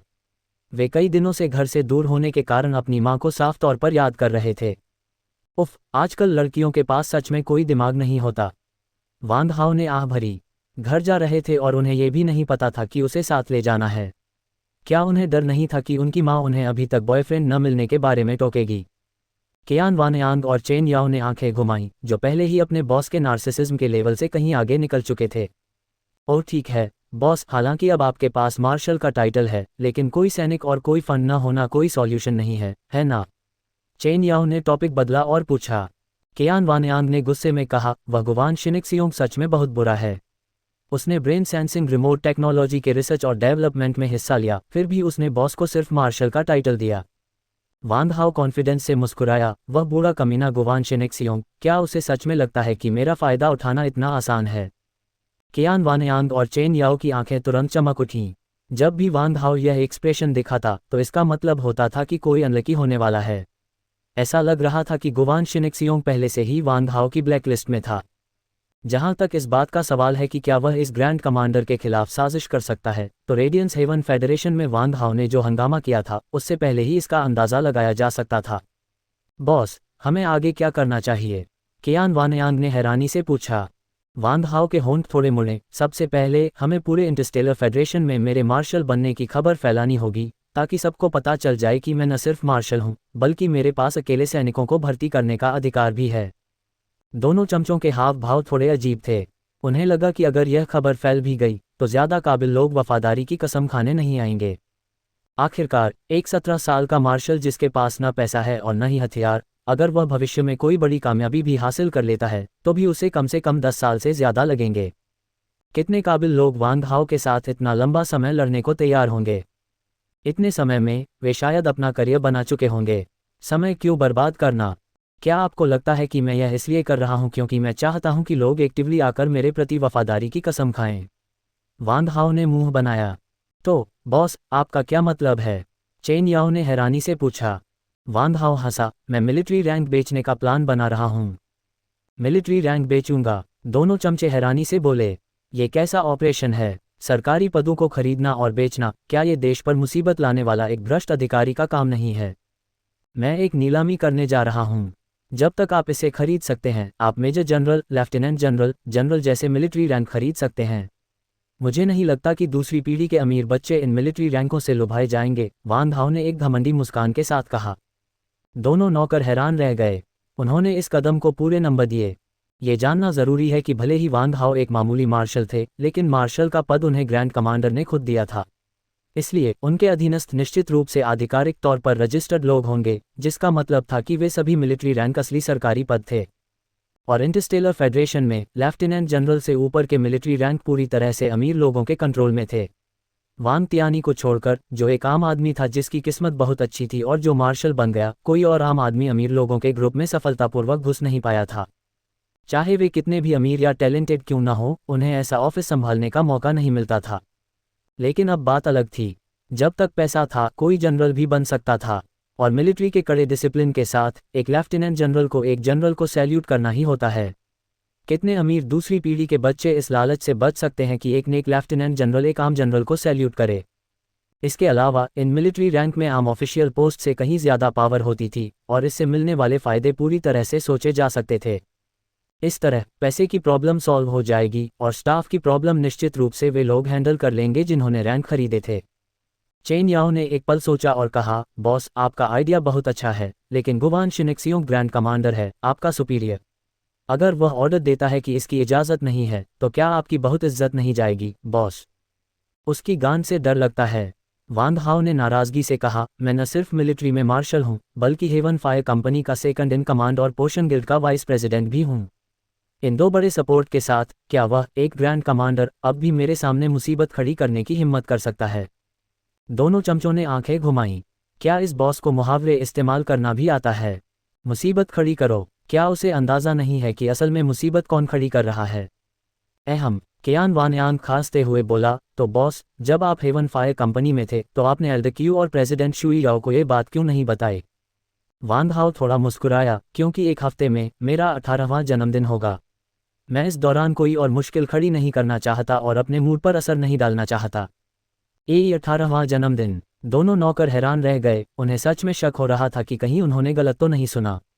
18वां जन्मदिन कब से बड़ा जश्न बन गया? बॉस, आपकी बात सुन रहा हूँ, क्या आप इस 18वें जन्मदिन के जश्न के लिए कोई दावत देने का प्लान बना रहे हैं? चेन याओ ने सावधानी से पूछा। थप्पड़। जैसे ही उसने बोलना खत्म किया, वांग हाओ ने चेन याओ के सिर पर थप्पड़ मारा और गुस्से से कहा, तुम्हारा बॉस यहाँ हेवन फायर कंपनी का सेकंड इन कमांड है और वह बुरा क्यू डोंग मेरा बड़ा भाई है। क्या मुझे तुम्हें याद दिलाने की ज़रूरत है कि मेरी सीनियरिटी कितनी ज़्यादा है? चेन याओ ने जल्दी से सिर हिलाया, ये दिखाते हुए कि कोई ज़रूरत नहीं है, लेकिन आखिरकार उसे अपने दिल में समझ आ गया। वांग हाओ ने क्यू डोंग को देखते ही इतनी जल्दी बड़ा भाई क्यों कहा? पता चला कि यह सब सिर्फ 18वें जन्मदिन का जश्न मनाने और अलग अलग सेनाओं से तोहफे इकट्ठा करने के लिए था। इसी समय कियान वानयांग वांग हाओ के सामने आया, झुककर और हाथ जोड़कर कहा, बॉस, मैं अभी आपके लिए इनविटेशन प्रिंट करके लाता हूँ। इसमें लिखा होगा, हेवन फायर कंपनी के दूसरे नंबर के कमांडर एल्डर क्यू डोंग के भाई 1 हफ्ते में अपना ग्रैंड बर्थडे मनाएंगे। आपको सच में आने के लिए बुलाया जाता है। वांग हाओ ने खुशी से सिर हिलाया। चेन याओ हैरान रह गया। ये भी हो सकता है। वांग हाओ का नाम न लिखना, उनकी उम्र न लिखना, सिर्फ एल्डर क्यू डोंग के भाई की पहचान का इस्तेमाल करना, क्या ये जानबूझकर लोगों को गलतफहमी में नहीं डाल रहा है? तुम एक अच्छे लड़के हो जो बड़े काम कर सकते हो। वांग हाओ ने कियान वानयांग का कंधा थपथपाया। अब मैं 5वें मार्शल के तौर पर तुम्हें जनरल अपॉइंट करता हूँ। जनरल। कियान वानयांग इतना एक्साइटेड था कि वह लगभग बेहोश हो गया। उसने कभी सोचा भी नहीं था कि खुशी इतनी अचानक आ जाएगी। भले ही इस जनरल के अंडर कोई सैनिक न हो, फिर भी यह उसके पुरखों का नाम रोशन कर रहा था, है ना? आपके गाइडेंस के लिए धन्यवाद, बॉस। कियान वानयांग तुरंत घुटनों के बल बैठ गया और वांग हाओ के पैर से लिपट गया। चेन याओ हैरान रह गया, गहरे अफसोस से भर गया। उसने असल में एक कदम में स्वर्ग तक पहुंचने और अपने पुरखों का नाम रोशन करने का ऐसा मौका गंवा दिया था। बॉस, मुझे लगता है कि हमें एक मीडिया कंपनी खरीद लेनी चाहिए। इससे न सिर्फ बॉस के 18 साल की उम्र में मार्शल बनने का प्रचार हो सकता है, बल्कि यह भी प्रचार हो सकता है कि एल्डर क्यू का भाई कितना रहस्यमय है। चेन याओ ने गंभीरता से कहा। एक मीडिया कंपनी खरीदनी है। वांग हाओ ने अपनी ठुड्डी खुजाई। उसे लगा कि यह बहुत अच्छा आइडिया है। अगर उसकी कोई मीडिया कंपनी होती तो जब वह कुछ बुरा करता तो वह अपनी कंपनी के जरिए पूरे इंटरस्टेलर फेडरेशन में खबर फैला सकता था। इस तरह दुनिया को पता चल जाता कि उसने क्या किया और वे उससे नफरत करने लगते।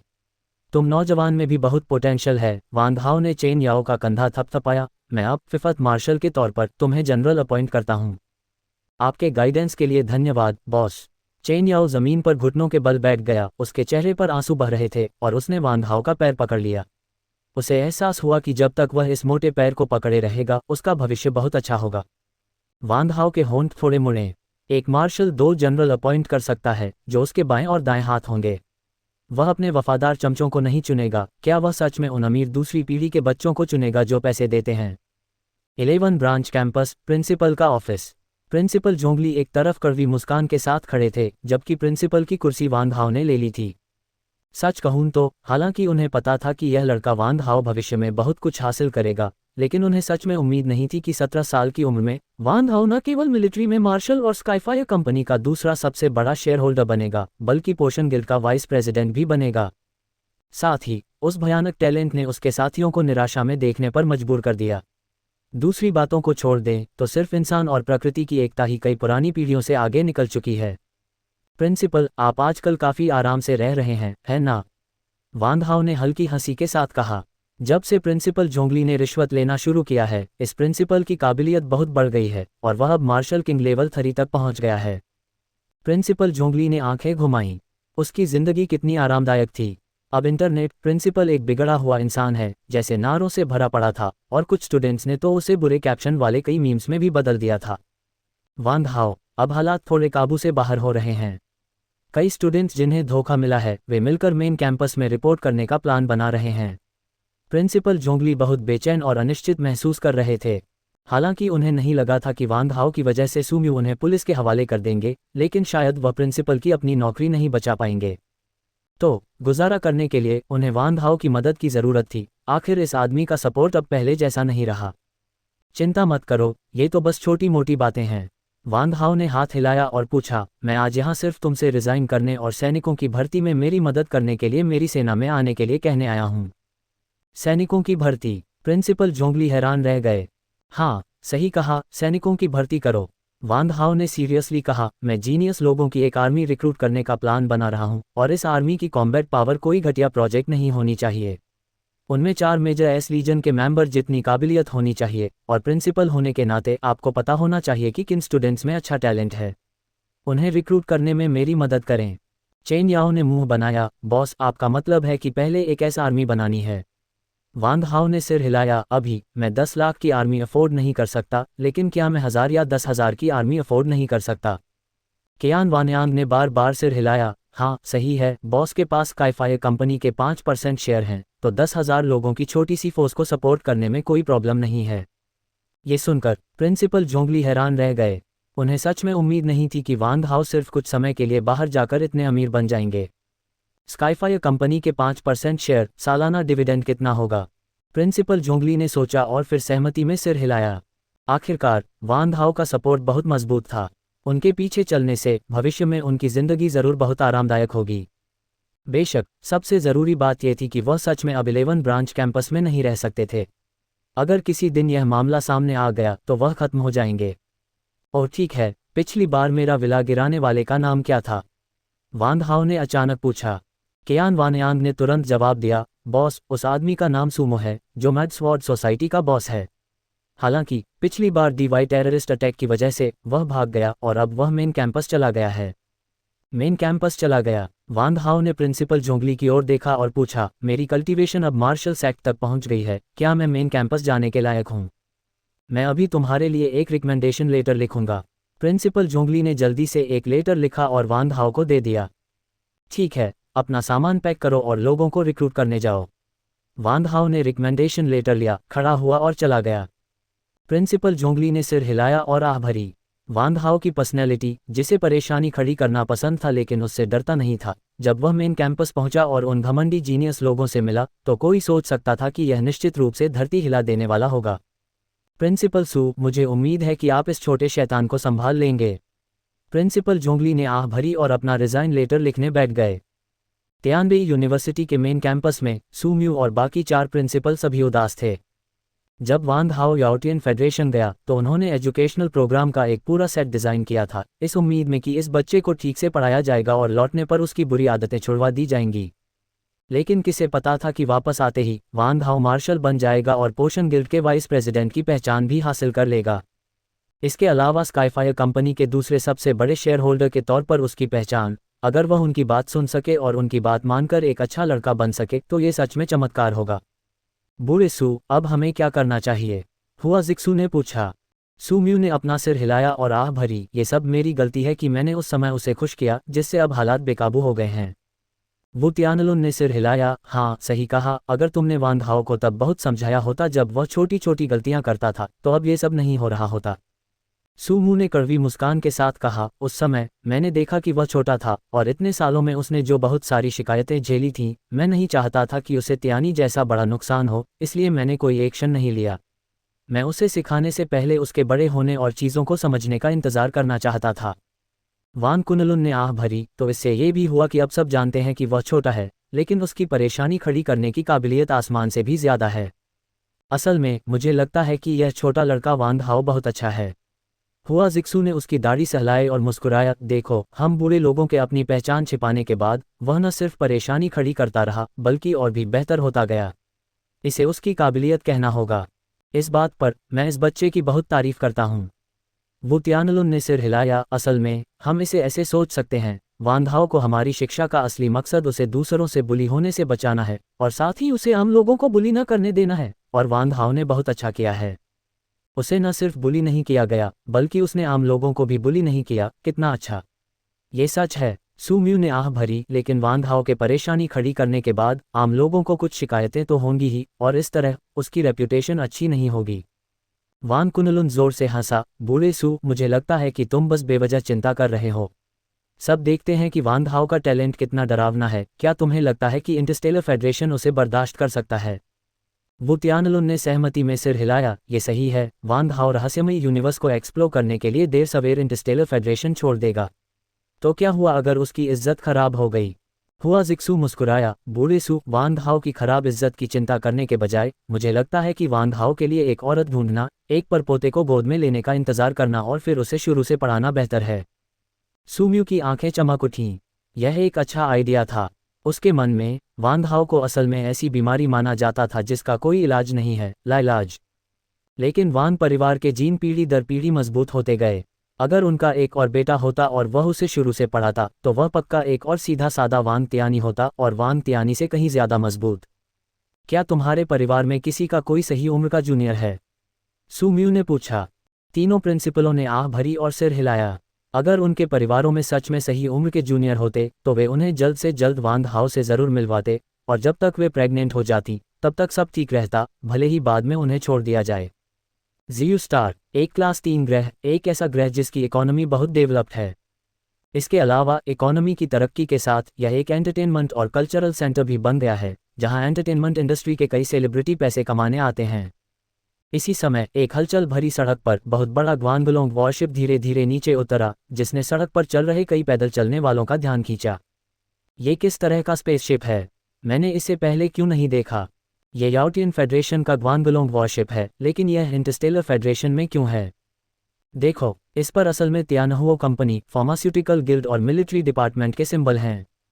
ये कौन है? क्या उसे अपनी जान की कोई कीमत नहीं है? उसने 3 बड़ी ताकतों के सिंबल दिखाने की हिम्मत कैसे की? मुझे नहीं पता, लेकिन इंटरस्टेलर फेडरेशन में गुआंगलोंग वॉरशिप उड़ाने और 3 बड़ी ताकतों के निशान दिखाने के लिए उसकी पहचान बहुत खास होनी चाहिए। वह बहुत खास है या नहीं, यह इस बात पर निर्भर करता है कि इस व्यक्ति में 3 बड़ी ताकतों के निशान दिखाने की काबिलियत है या नहीं। जब हम उसे बाद में देखेंगे तो हमें पता चल जाएगा। उद्धरण चिन्ह उद्धरण चिन्ह। जब गुआंगलोंग वॉरशिप का दरवाज़ा खुला तो वांग हाओ और उसके 2 फॉलोअर कियान वानयांग और चेन याओ बाहर चले गए, जबकि लिंगलिंग स्पेसशिप की रखवाली के लिए पीछे रह गया। जब सड़क पर पैदल चलने वालों ने 3 नौजवानों को देखा तो वे सब हैरान रह गए। ये 3 नौजवान कैसे हो सकते हैं? इसका कोई मतलब नहीं है। बॉस, मैंने पूछ लिया है। जीयू स्टार पर सबसे बड़ी मीडिया कंपनी ज़ुशिन मीडिया है, कियान वानयांग ने पास ही एक बड़ी बिल्डिंग की ओर इशारा करते हुए कहा। वांग हाओ ने पूछा, यह ज़ुशिन मीडिया कितना मजबूत है? कियान वानयांग ने तुरंत जवाब दिया, इस ज़ुशिन मीडिया के पास 10 लाख पेपराजी, 100,000 से ज़्यादा रिपोर्टर हैं और 50 से ज़्यादा क्लास 3 ग्रहों पर इसकी ब्रांच हैं। उनकी कवरेज इंटरस्टेलर फेडरेशन के 20% तक पहुंच सकती है। वांग हाओ ने मुंह बनाया, सिर्फ 20%? चेन याओ ने जल्दी से समझाया, बॉस, इंटरस्टेलर फेडरेशन के पास बहुत ज़्यादा ग्रह हैं। किसी प्राइवेट कंपनी के लिए ये लेवल हासिल करना पहले से ही काफ़ी बड़ी बात है। पूरी कवरेज हासिल करने की काबिलियत सिर्फ सरकारी अधिकारियों में ही होती है। वांग हाओ ने सिर हिलाया। हालांकि वह कवरेज एरिया से पूरी तरह खुश नहीं था, लेकिन वह ज़्यादा कुछ नहीं कर सकता था। आखिरकार प्राइवेट कंपनियां फाइनेंशियल रिसोर्स या टेक्नोलॉजिकल काबिलियत के मामले में सरकारी अधिकारियों के बराबर नहीं हो सकती। क्या ये स्पेसशिप तुम्हारा है? तीनों के पीछे से एक गहरी आवाज़ आई। वांग हाओ ने अपना सिर घुमाया और देखा कि यूनिफॉर्म में एक पुरुष पुलिस अफसर उन्हें देख रहा है। तुम्हें क्या चाहिए? कियान वानयांग ने पूछा। पुलिस ऑफिसर ने गुआंगलोंग वॉरशिप की तरफ इशारा किया। यह एक पब्लिक एरिया है, स्पेसशिप पार्क करने की जगह नहीं। प्लीज़ अपना स्पेसशिप हटाओ। बेवकूफ़। वांग हाओ ने पुलिस ऑफिसर की तरफ देखा, फिर अपना पैर उठाया और ज़ुशिन मीडिया की तरफ चल दिया। पुलिस ऑफिसर ने भौहें चढ़ाईं, बहुत नाराज़ महसूस किया और आगे बढ़कर उस लड़के को सबक सिखाने की इच्छा हुई। लेकिन उसके बगल में गुआंगलोंग वॉरशिप देखकर उसे बहुत शक हुआ। आखिर जो ऐसा स्पेसशिप खरीद सकता है उसकी पहचान तो बहुत खास होगी, बस इसके बारे में सोचकर ही। हालांकि स्पेसशिप पर 3 बड़ी ताकतों के निशान देखकर उसे लगा कि ये तीनों लड़के बहुत शक करने वाले हैं, क्योंकि उसने कभी किसी ऐसे व्यक्ति के बारे में नहीं सुना था जो 3 बड़ी ताकतों के निशान दिखा सके। ये सोचकर पुलिस ऑफिसर ने हिम्मत जुटाई और वांग हाओ का रास्ता रोकते हुए ठंडे चेहरे से कहा, मुझे अब शक है कि तुम याओटियन फेडरेशन के जासूस हो और तुम्हारी पहचान चेक करनी होगी। ये सुनकर आसपास खड़े लोग तुरंत बात करने लगे। जासूस? तुम मजाक कर रहे हो? मुझे लगता है कि यह बहुत मुमकिन है कि वे जासूस हों। आखिर ग्वांगलोंग वॉरशिप सच में याओटियन फेडरेशन का ही प्रोडक्ट है। मुझे भी ऐसा ही लग रहा है। 3 बड़ी ताकतों के सिंबल एक ही समय में एक स्पेसशिप पर कैसे दिख सकते हैं? हाँ, मैंने इंटरस्टेलर फेडरेशन में कभी किसी ऐसे व्यक्ति के बारे में नहीं सुना जो 3 बड़ी ताकतों के सिंबल दिखाने के काबिल हो। तो ये तीनों जवान बहुत बेवकूफ़ हैं, है ना? शायद उन्होंने चालाक बनने की कोशिश की और खुद को ही मात दे दी, ये सोचकर कि ज़्यादा सिंबल दिखाना ज़्यादा सुरक्षित होगा, लेकिन इससे उनकी पोल खुल गई। उद्धरण चिन्ह उद्धरण चिन्ह। कियान वानयांग ने ठंडी सांस ली और एक जनरल का बैज निकाला। अपनी कुत्ते जैसी आंखें खोलो और साफ साफ देखो। मैं मिलिट्री डिपार्टमेंट में जनरल हूं और यह मिलिट्री डिपार्टमेंट का 5वां मार्शल है। जैसे ही उसने बोलना खत्म किया, पूरी जगह तुरंत शांत हो गई। एक पल बाद हंसी का ऐसा जोरदार झोंका आया जो पहले कभी नहीं हुआ। हाँ, मैं हंसते हंसते मरा जा रहा हूँ। इस आदमी ने सच में कहा कि वह एक जनरल है। वह आगे चल रहा नौजवान मार्शल है। और 5वां मार्शल, क्या वह सच में मुझे बेवकूफ़ समझता है? इंटरस्टेलर फेडरेशन में कुल मिलाकर सिर्फ 4 मार्शल हैं। अगर वह मार्शल है तो क्या मैं ग्रैंड कमांडर नहीं हूँ? ये नौजवान पक्का बेवकूफ़ हैं, सोचते हैं कि कुछ बैच पकड़कर वे जनरल या मार्शल की नकल कर सकते हैं। मैंने पहली बार ऐसे बेवकूफ़ देखे हैं। 3 नौजवान 3 बड़ी ताकतों के निशान दिखा रहे हैं और मिलिट्री डिपार्टमेंट के जनरल और मार्शल की भी नकल कर रहे हैं। ये बहुत नकली है। उद्धरण चिन्ह ... उद्धरण चिन्ह। लेकिन जैसे ही सब उन तीनों का मजाक उड़ा रहे थे, पुलिस अफसर के माथे पर पसीने की बूंदें आ गईं। उसने अभी अभी कियान वानयान के हाथ में बैच स्कैन किया था ताकि इन लोगों को पता चल सके कि क्यों, और सारी जानकारी सही थी। ये सच में मिलिट्री डिपार्टमेंट का दिया हुआ एक जनरल का बैच था और इस पर कियान वानयान की फ़ोटो और जानकारी भी थी। हालांकि वह समझ नहीं पा रहा था कि ये नौजवान जनरल और मार्शल क्यों बनेंगे, लेकिन सच तो ये था कि उसके सामने और उसके पास उन पर यकीन करने के अलावा कोई चारा नहीं था। साथ ही उसे नहीं लगता था कि कोई मिलिट्री डिपार्टमेंट के सिस्टम को हैक करके इन डॉक्यूमेंट्स को नकली बना सकता है। जी जनरल सर, मैं कोई मामूली इंसान नहीं हूं जो एक महान इंसान को पहचान नहीं पाया। पुलिस ऑफिसर हकलाया, ठीक से बोल नहीं पा रहा था। कियान वानयान को तुरंत लगा कि उसका स्टेटस काफ़ी बढ़ गया है और वह कई लेवल ज़्यादा ज़रूरी हो गया है। किसी को पता होना चाहिए कि वह क्लास 1 प्लैनेट पर पैदा हुआ था और इस क्लास 3 प्लैनेट का पुलिस ऑफिसर वह था जिसे वह मानता था। लेकिन जब से उसने वांग हाओ को फॉलो किया है, ये लोग जो पहले पहुंच से बाहर थे, अब असल में उसके सामने इस तरह झुक रहे थे। यह एहसास सच में कमाल का था। कियान वानयांग ने पुलिस ऑफिसर के सिर पर थप्पड़ मारा और ठंडी आवाज़ में कहा, क्या जनरल, क्या तुमने नहीं देखा कि मार्शल यहाँ है? पुलिस ऑफिसर ने डर के मारे बार बार सिर हिलाया और वांग हाओ के सामने आकर माफ़ी मांगी। ये सीन देखकर देखने वाले तुरंत हैरान रह गए। क्या हो रहा है? क्या ये तीनों जवान सच में कोई फिफत मार्शल और जनरल हो सकते हैं? लेकिन ये तो बहुत ही मज़ेदार था। उन्होंने कभी नहीं सुना था कि कोई 17 या 18 साल की उम्र में मिलिट्री डिपार्टमेंट में मार्शल बन गया हो। तभी दूर से उत्साहित आवाज़ें आईं, जल्दी करो, आगे ही है। वांग हाओ ने अपना सिर घुमाया और देखा कि कैमरे पकड़े लोग दौड़ते हुए आ रहे हैं। वे साफ तौर पर रिपोर्टर थे जिन्होंने सुना था कि यहाँ कोई खबर है और वे तुरंत दौड़कर आ गए। साथ ही पेपराजी का एक बड़ा ग्रुप भी था। बॉस देखो, चेन याओ ने वांग हाओ को खींचा और भीड़ में एक आदमी की ओर इशारा किया। वांग हाओ ने उस आदमी को देखा और देखा कि गोरी चमड़ी, प्यारा चेहरा और लंबी टांगों वाली एक खूबसूरत औरत हैरानी से उन्हें देख रही है। एक्सप्रेशन, खासकर उसके किलर असेट्स, जो खास तौर पर ध्यान खींचने वाले थे। साथ ही उस औरत ने उसे अपनेपन का एहसास कराया, जैसे वह उसे जानता हो। बॉस, क्या आप उसे पहचानते नहीं? कियान वानयांग ने फुसफुसाते हुए कहा, यह औरत 11th ब्रांच के ब्रॉडकास्टिंग डिपार्टमेंट से 5G आई है। डीवाई ऑर्गेनाइजेशन के 11th ब्रांच पर हमला करने के बाद उसने आपका इंटरव्यू लिया था। वांग हाओ ने समझते हुए सिर हिलाया। उसे तुरंत याद आ गया कि 5G कौन थी। अगर उसे ठीक से याद था तो 5G ने पिछली बार उसे काटा भी था। हमारा मिलना तो किस्मत में लिखा है, वांग हाओ ने हल्की हंसी के साथ कहा और 5G के पास पहुंचा। वांग हाओ, तुम असल में क्या चाहते हो? 5G ने वांग हाओ को शक भरी नज़रों से देखा और साथ ही काफ़ी उदास भी महसूस कर रही थी।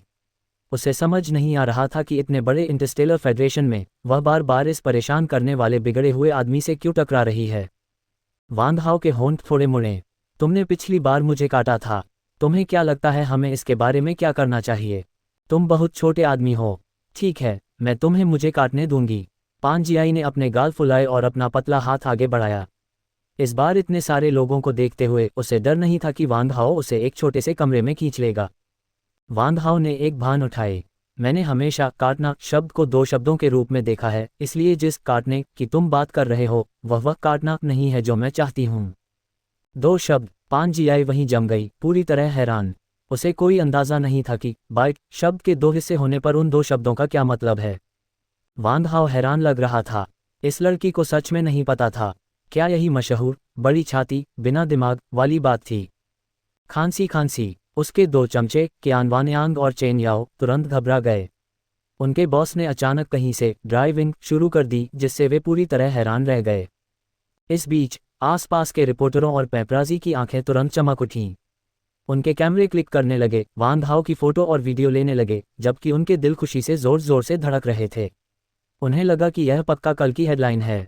उन्होंने हेडलाइन के बारे में भी सोचा था, यंग मार्शल बेशर्म बिगड़ेल में बदल जाता है, सड़क पर प्यो और खूबसूरत महिला रिपोर्टर के साथ फ्लर्ट करता है।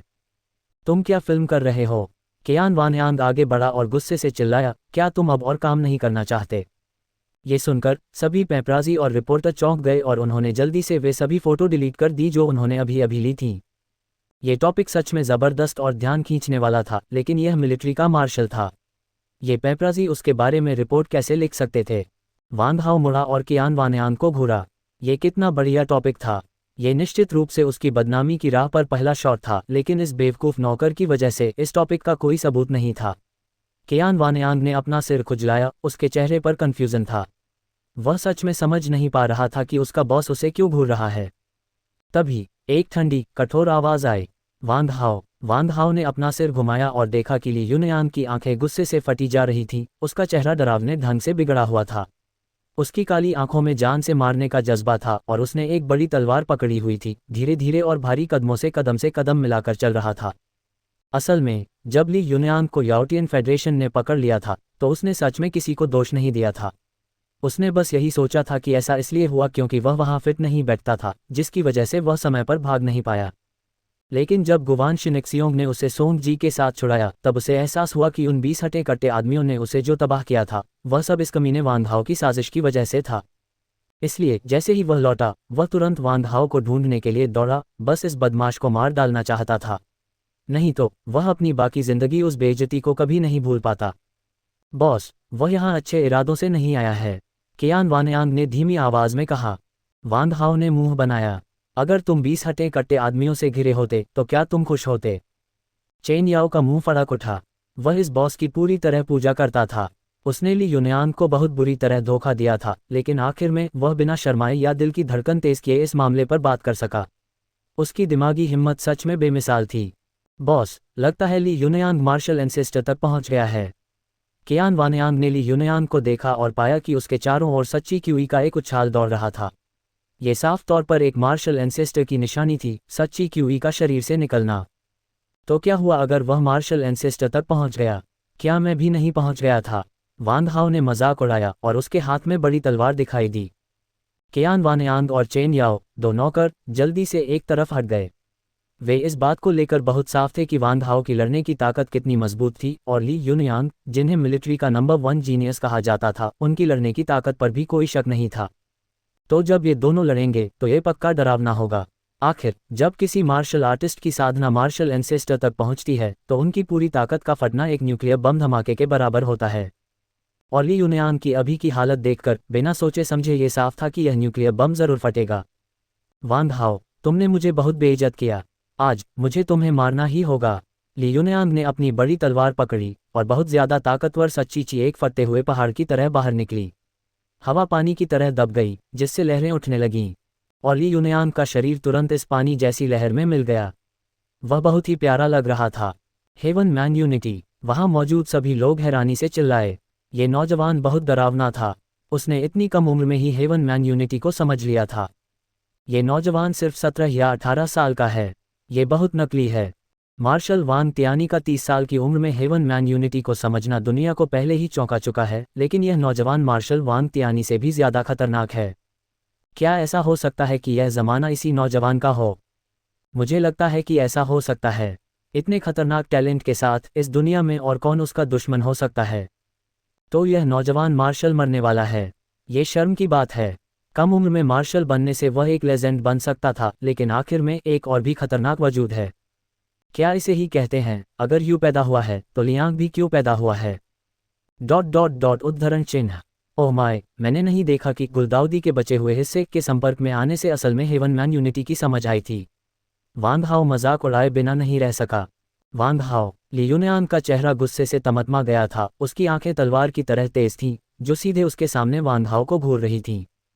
वांग हाओ ने मुंह बनाया और उसके शरीर के चारों ओर लहरें भी उठीं। वह भी दुनिया में घुल मिल गया, लेकिन उसके चारों ओर लहरें ली युनयान से कहीं ज्यादा बड़ी थीं। कोई भी साफ देख सकता था कि हेवन मैन यूनिटी की ज्यादा मजबूत समझ किसकी थी। देखने वाले वांग हाओ को ऐसे घूर रहे थे जैसे उन्होंने कोई भूत देख लिया हो। क्या ये कोई सपना था? एक जवान आदमी के लिए हेवन मैन यूनिटी को समझना एक बात थी, लेकिन असल में दूसरी बात थी। हेवन मैन यूनिटी को भी समझ लिया था और उसकी समझ पहले वाले से कहीं ज्यादा डरावनी थी। ली युनयान का चेहरा पीला पड़ गया था। वान हाओ ने हेवन मैन यूनिटी को समझ लिया था। ये बात उसके दिल में सीधे चुभने वाली एक तेज धार की तरह थी, जिससे वह बहुत असहज और परेशान महसूस कर रहा था। पहले उसने सोचा था कि हेवन मैन यूनिटी को समझकर वह वान हाओ को हरा सकता है, लेकिन किसे पता था कि वान हाओ ने भी हेवन मैन यूनिटी को समझ लिया था और उसकी समझ उससे ज़्यादा मजबूत थी। वह इससे कैसे मान सकता था? मैं नहीं हारूंगा, मैं ली युनयांग तुमसे बिल्कुल नहीं हारूंगा, वान हाओ। ली युनयांग अपनी बड़ी तलवार पकड़कर दहाड़ा। जबरदस्त तलवार की क्यूई तुरंत उसके शरीर के चारों ओर फैल गई, जैसे कोई बाढ़ का ड्रैगन उफनती नदी में तैर रहा हो, और फिर वह बिना रुके तेजी से सीधे वान हाओ की ओर बढ़ा और नदी के दोनों तरफ सब कुछ बहा ले गया। सड़क हारेगा नहीं, वान हाओ ने मुंह बनाया।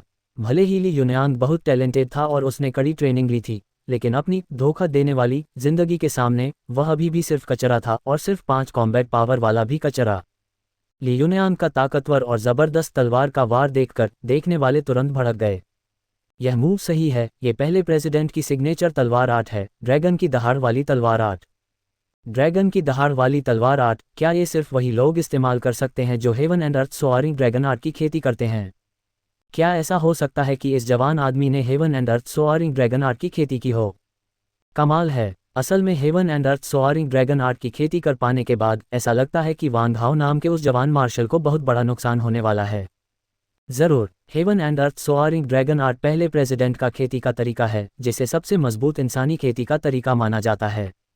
हेवन एंड मैन यूनाइटेड, साथ ही heaven and earth soaring dragon art के साथ, भले ही वान हाओ ने हेवन एंड मैन यूनाइटेड को समझ लिया हो, फिर भी वह हारने वाला है।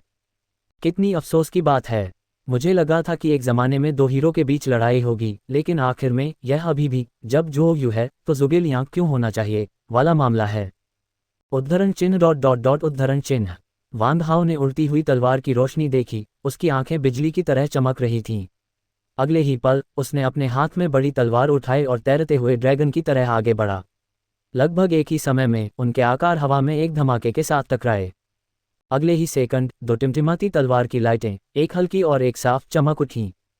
वान हाओ की तलवार एक जंगली तूफान की तरह थी, बहुत ज्यादा भयंकर, जबकि ली युनयांग की तलवार चांद के नीचे हल्के बहते पानी की तरह थी, जो एक झरने जैसी चांदी की नदी की तरह बह रही थी। क्लैंग क्लैंग, मेटल के टकराने की बहरा कर देने वाली आवाजें गूंजीं। 2 तलवार की लाइटें जैसे 2 ड्रैगन मोती से खेल रहे हों, 9 स्वर्गों की चांदी की नदी में जोर से टकराईं। चिंगारियों की एक लाइन निकली और उस भयानक ताकत ने उनके आसपास की हर चीज को बहा दिया। आसपास खड़े देखने वाले लोग जल्दी से पीछे हट गए, लेकिन उनकी नज़रें उन 2 लोगों पर टिकी थीं जो एक दूसरे से मिल रहे थे। वे देखना चाहते थे कि इस जमाने का हीरो कौन होगा। यह आदमी वान हाओ और भी खतरनाक होता जा रहा है। पान जियाई हॉन्फने लगी, उसके हाथ अनजाने में कांपने लगे। वह कुदरती तौर पर बनी मार्शल स्किल, जो तलवार की चाल को पूरी तरह से दिखाती थी, वह सच में सोच भी नहीं सकती थी कि यह सब एक 17 साल के लड़के ने किया था। नहीं, मुझे जल्दी से निकलना होगा, वरना जब ये बड़ा बिगड़ा हुआ आदमी रिएक्ट करेगा तो मैं भाग नहीं पाऊंगा। पान जियाई तेजी से पीछे हटा और चला गया। धमाका, टकराव की आवाज आई, दोनों तेजी से पीछे हट गए। वान हाओ के होंठ थोड़े मुड़े, उसकी सांसें बहुत स्थिर थीं। ली युनयांग, तुम सच में बहुत कमजोर हो। ली युनयांग का चेहरा बहुत गंभीर था, उसका हाथ जोर जोर से कांप रहा था। जिस पल उसने वान हाओ से मुक्का मारा, उसे साफ महसूस हो रहा था कि वान हाओ कितना खतरनाक है। उसे तो ये भी शक था कि अभी के वान हाओ में इतनी ताकत है कि वह एक मार्शल किंग से भी लड़ सकता है। उनकी लड़ाई के बाद दोनों की हालत देखकर देखने वाले तुरंत भड़क गए। क्या तुम मजाक कर रहे हो? कि ली युनयांग असल में नुकसान में है। Heaven and earth soaring dragon art plus heaven and man united असल में वान हाओ को नहीं हरा सकते। यह आदमी 17 या 18 साल की उम्र में मिलिट्री मार्शल बन पाया है, ये पक्का कनेक्शन की वजह से नहीं है। बकवास। मिलिट्री डिपार्टमेंट में पोजीशन कनेक्शन से मिल सकती हैं, लेकिन ताकत के बिना ये बेकार है। वान हाओ को देखो, उसका चेहरा लाल नहीं है और उसका दिल नहीं धड़क रहा है, लेकिन ली युनयांग के हाथ कांप रहे हैं। ये पूरी तरह से ताकत को कुचलने वाला है। इन दोनों की लड़ाई का नतीजा कुछ भी हो, वे दोनों अजीब मॉन्स्टर हैं। ये सही है। 17 या 18 साल की उम्र में असल में हेवन और मैन यूनाइटेड को समझना सच में लोगों को जीने का मौका नहीं देता। उद्धरण चिन्ह उद्धरण चिन्ह। केयान वानयांग और चेन याओ, 2 छोटे भाइयों ने ली युनयांग को हमदर्दी भरी नज़र से देखा। भले ही यह बच्चा क्राइसेंथेमम रिमेंस गाने से प्रभावित हुआ हो और हेवन और मैन यूनाइटेड को समझ गया हो, फिर भी उसके राक्षसीपन और वान हाओ के बीच एक भयानक अंतर था। इसके अलावा वांग हाओ की ईमानदारी की कमी जो पहले कभी नहीं देखी गई थी और उसका काला पेट जो बिना किसी मुआवजे के लोगों को मौत के घाट उतार देता था, इस बात की बहुत ज़्यादा संभावना थी कि ली युनयान को अगली बार दूसरी चोट लगेगी। अचानक ली युनयान के माथे से पसीने की बारीक बूंदें टपकने लगी, उसकी आंखें चौड़ी हो गईं और उसके हाथ में बड़ी तलवार सीधे जमीन पर गिर गई। उसके शरीर के अंदर ये समुद्र में एक खतरनाक ड्रैगन की तरह था जो नदियों को मथ रहा था और समुद्र को उलट रहा था। वांग हाओ ने ली युनयान को कुछ हैरानी से देखा। जब उसने अभी लड़ाई की थी तो उसने हेवनली ओवरलॉर्ड स्ट्रेंथ का इस्तेमाल किया था, लेकिन इसका असर होने में इतना समय क्यों लगा? साथ ही उसे अब ली युनयान के शरीर में बची असली एनर्जी का एहसास नहीं हो रहा था और वह उसे उड़ा नहीं पा रहा था। Heaven and earth soaring dragon art. Wang Hao ने मन ही मन बुदबुदाया। उसे लगा कि भले ही यह साधना का तरीका उसके वुयाओ हेवनली डेमन आर्ट जितना पावरफुल नहीं था, लेकिन इसकी अपनी खास बातें थीं। वांग हाओ, तुमने सच में एक डर्टी ट्रिक इस्तेमाल की। ली युनयान जोर जोर से हाँफ रहा था, उसकी नज़रें ठंडी होकर वांग हाओ पर टिकी थीं। अगर उसने heaven and earth soaring dragon art की साधना नहीं की होती तो शायद वह भी उस असली एनर्जी से फट गया होता। बेवकूफ़, वांग हाओ ने होंठ सिकुड़ते हुए ली युनयान को नफरत भरी नज़र से देखा। लड़ाई में डर्टी ट्रिक जैसी कोई चीज़ होती है या नहीं? इसके सिर्फ दो नतीजे होते हैं, जीत और हार, ठीक है? ली युनयान का चेहरा बहुत ज़्यादा उदास था। उसने बड़ी तलवार उठाई और तलवार की एक चमकदार रोशनी फिर से चमक उठी। ज़बरदस्त मोमेंटम हवा को चीरता हुआ वांग हाओ की ओर बढ़ा। वो पूरी गली में तेज सीटी की आवाज़ें गूंज रही थीं। उसी समय गली भी इस तलवार की रोशनी से ढक गई। वांग हाओ के होंठ हल्के से मुस्कुराए। उसका शरीर एक हैरान हंस की तरह सीधा आगे बढ़ा। उसके हाथ में बड़ी तलवार धरती से टकराने वाले कॉमेट की तरह थी जिसमें एक भयानक मोमेंटम था। इसके तुरंत बाद अनगिनत हैरान नज़रों के सामने वांग हाओ की तलवार की एनर्जी इतनी जोर से कि सूखी टहनियों और सड़ी हुई लकड़ी को चकनाचूर कर सकती थी, ने ली युनयान की तलवार की एनर्जी को चीर दिया और ली युनयान के बॉलर्स पर जोर से वार किया। पफ! तुरंत लाल खून के छींटे निकले। ली युनयान की आंखें चौड़ी हो गईं, उसके चेहरे पर दर्द का भाव था। उसका शरीर जोर से कांपा और वह जोर से जमीन पर गिर पड़ा, कई बार जमीन पर लौटता हुआ। ऐसा लग रहा था कि उसे पता ही नहीं कि वह जिंदा है या मर गया। डिंग डोंग, होस्ट को बधाई कि उसने किसी का वंश खत्म कर दिया और एक पॉइंट ऑफ सिन हासिल किया। सिर्फ एक पॉइंट, क्या बर्बादी है? वांग हाओ ने होंठ सिकुड़े, बहुत नाखुश। ये सीन देखकर देखने वालों की पूरी भीड़ एकदम चुप हो गई। ये सीन इतना तेज था कि लोगों का दिमाग रिएक्ट नहीं कर पा रहा था। अभी अभी दोनों ने काफ़ी मूव्स एक्सचेंज किए थे, लेकिन अब वांग हाओ ने पलक झपकते ही ली युनयान को हरा दिया था और ली युनयान के बॉलर्स भी भेद दिए थे। वह ऐसे ही हार गया, पूरी तरह से। ये बिना मन का ख्याल ली युनयान के दिमाग में कौंधा। वह कितना चाहता था कि खड़ा हो, ग्रेटेस्ट स्वॉर्ड उठाए और वांग हाओ से लड़ता रहे, लेकिन जिस तरह से उसे फिजिकली और मेंटली बेइज्जती झेलनी पड़ी, उससे वह बहुत थका हुआ महसूस कर रहा था। एक पल बाद देखने वाले सब होश में आ गए। अभी अभी वांग हाओ का फुटवर्क नेचुरली फॉर्म्ड लग रहा था और वह तलवार वाला मूव भी नेचुरली फॉर्म्ड लग रहा था। हमने अभी अभी दोनों के बीच हुई बड़ी लड़ाई पर ही ध्यान दिया और उनके इस्तेमाल किए गए मूव्स पर ध्यान नहीं दिया। कोई हैरानी नहीं कि वह एक ही मूव से ली युनयान को हरा सकता है। पता चला कि वांग हाओ को बहुत सारे नेचुरली फॉर्म्ड मार्शल स्किल्स आते हैं।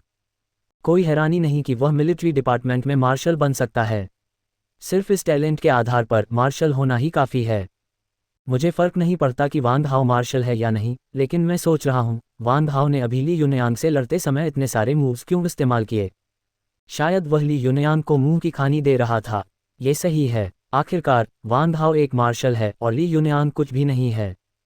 कियान वानयांग और चेन याओ ने आंखें घुमाईं ली युनयान को मुंह दिखाते हुए। ये सिर्फ इसलिए था क्योंकि वांग हाओ इसे एक बार में ख़त्म नहीं करना चाहता था और थोड़ी देर और खेलना चाहता था। बस बात यह है कि ली युनयान की दूसरी चोट बहुत दुखद थी। उसने न सिर्फ क्राइसेंथेमम रिमेंस गाया, बल्कि बॉलर्स शैटर्ड सॉन्ग भी गाया। अंदाज़ा है कि अगर उसका इलाज भी हो जाए तो ये बच्चा लगभग खत्म हो जाएगा। तभी अचानक सबके सिर के ऊपर से एक धीमी, बहुत ठंडी आवाज़ सुनाई दी, वांग हाओ, तुम बहुत आगे निकल गए हो। आवाज़ सुनकर सबने ऊपर देखा और आसमान में एक बहुत बड़ा बैटलशिप दिखाई दिया जिस पर एक बड़ा मिलिट्री डिपार्टमेंट का लोगो बना हुआ था। उसी समय उदास चेहरे वाला एक बूढ़ा आदमी धीरे धीरे हवा से नीचे उतर रहा था। मिलिट्री डिपार्टमेंट ग्रैंड कमांडर कियान वानयांग और चेन याओ की पुतलियां अचानक सिकुड़ गईं और वे हैरानी से चिल्लाए।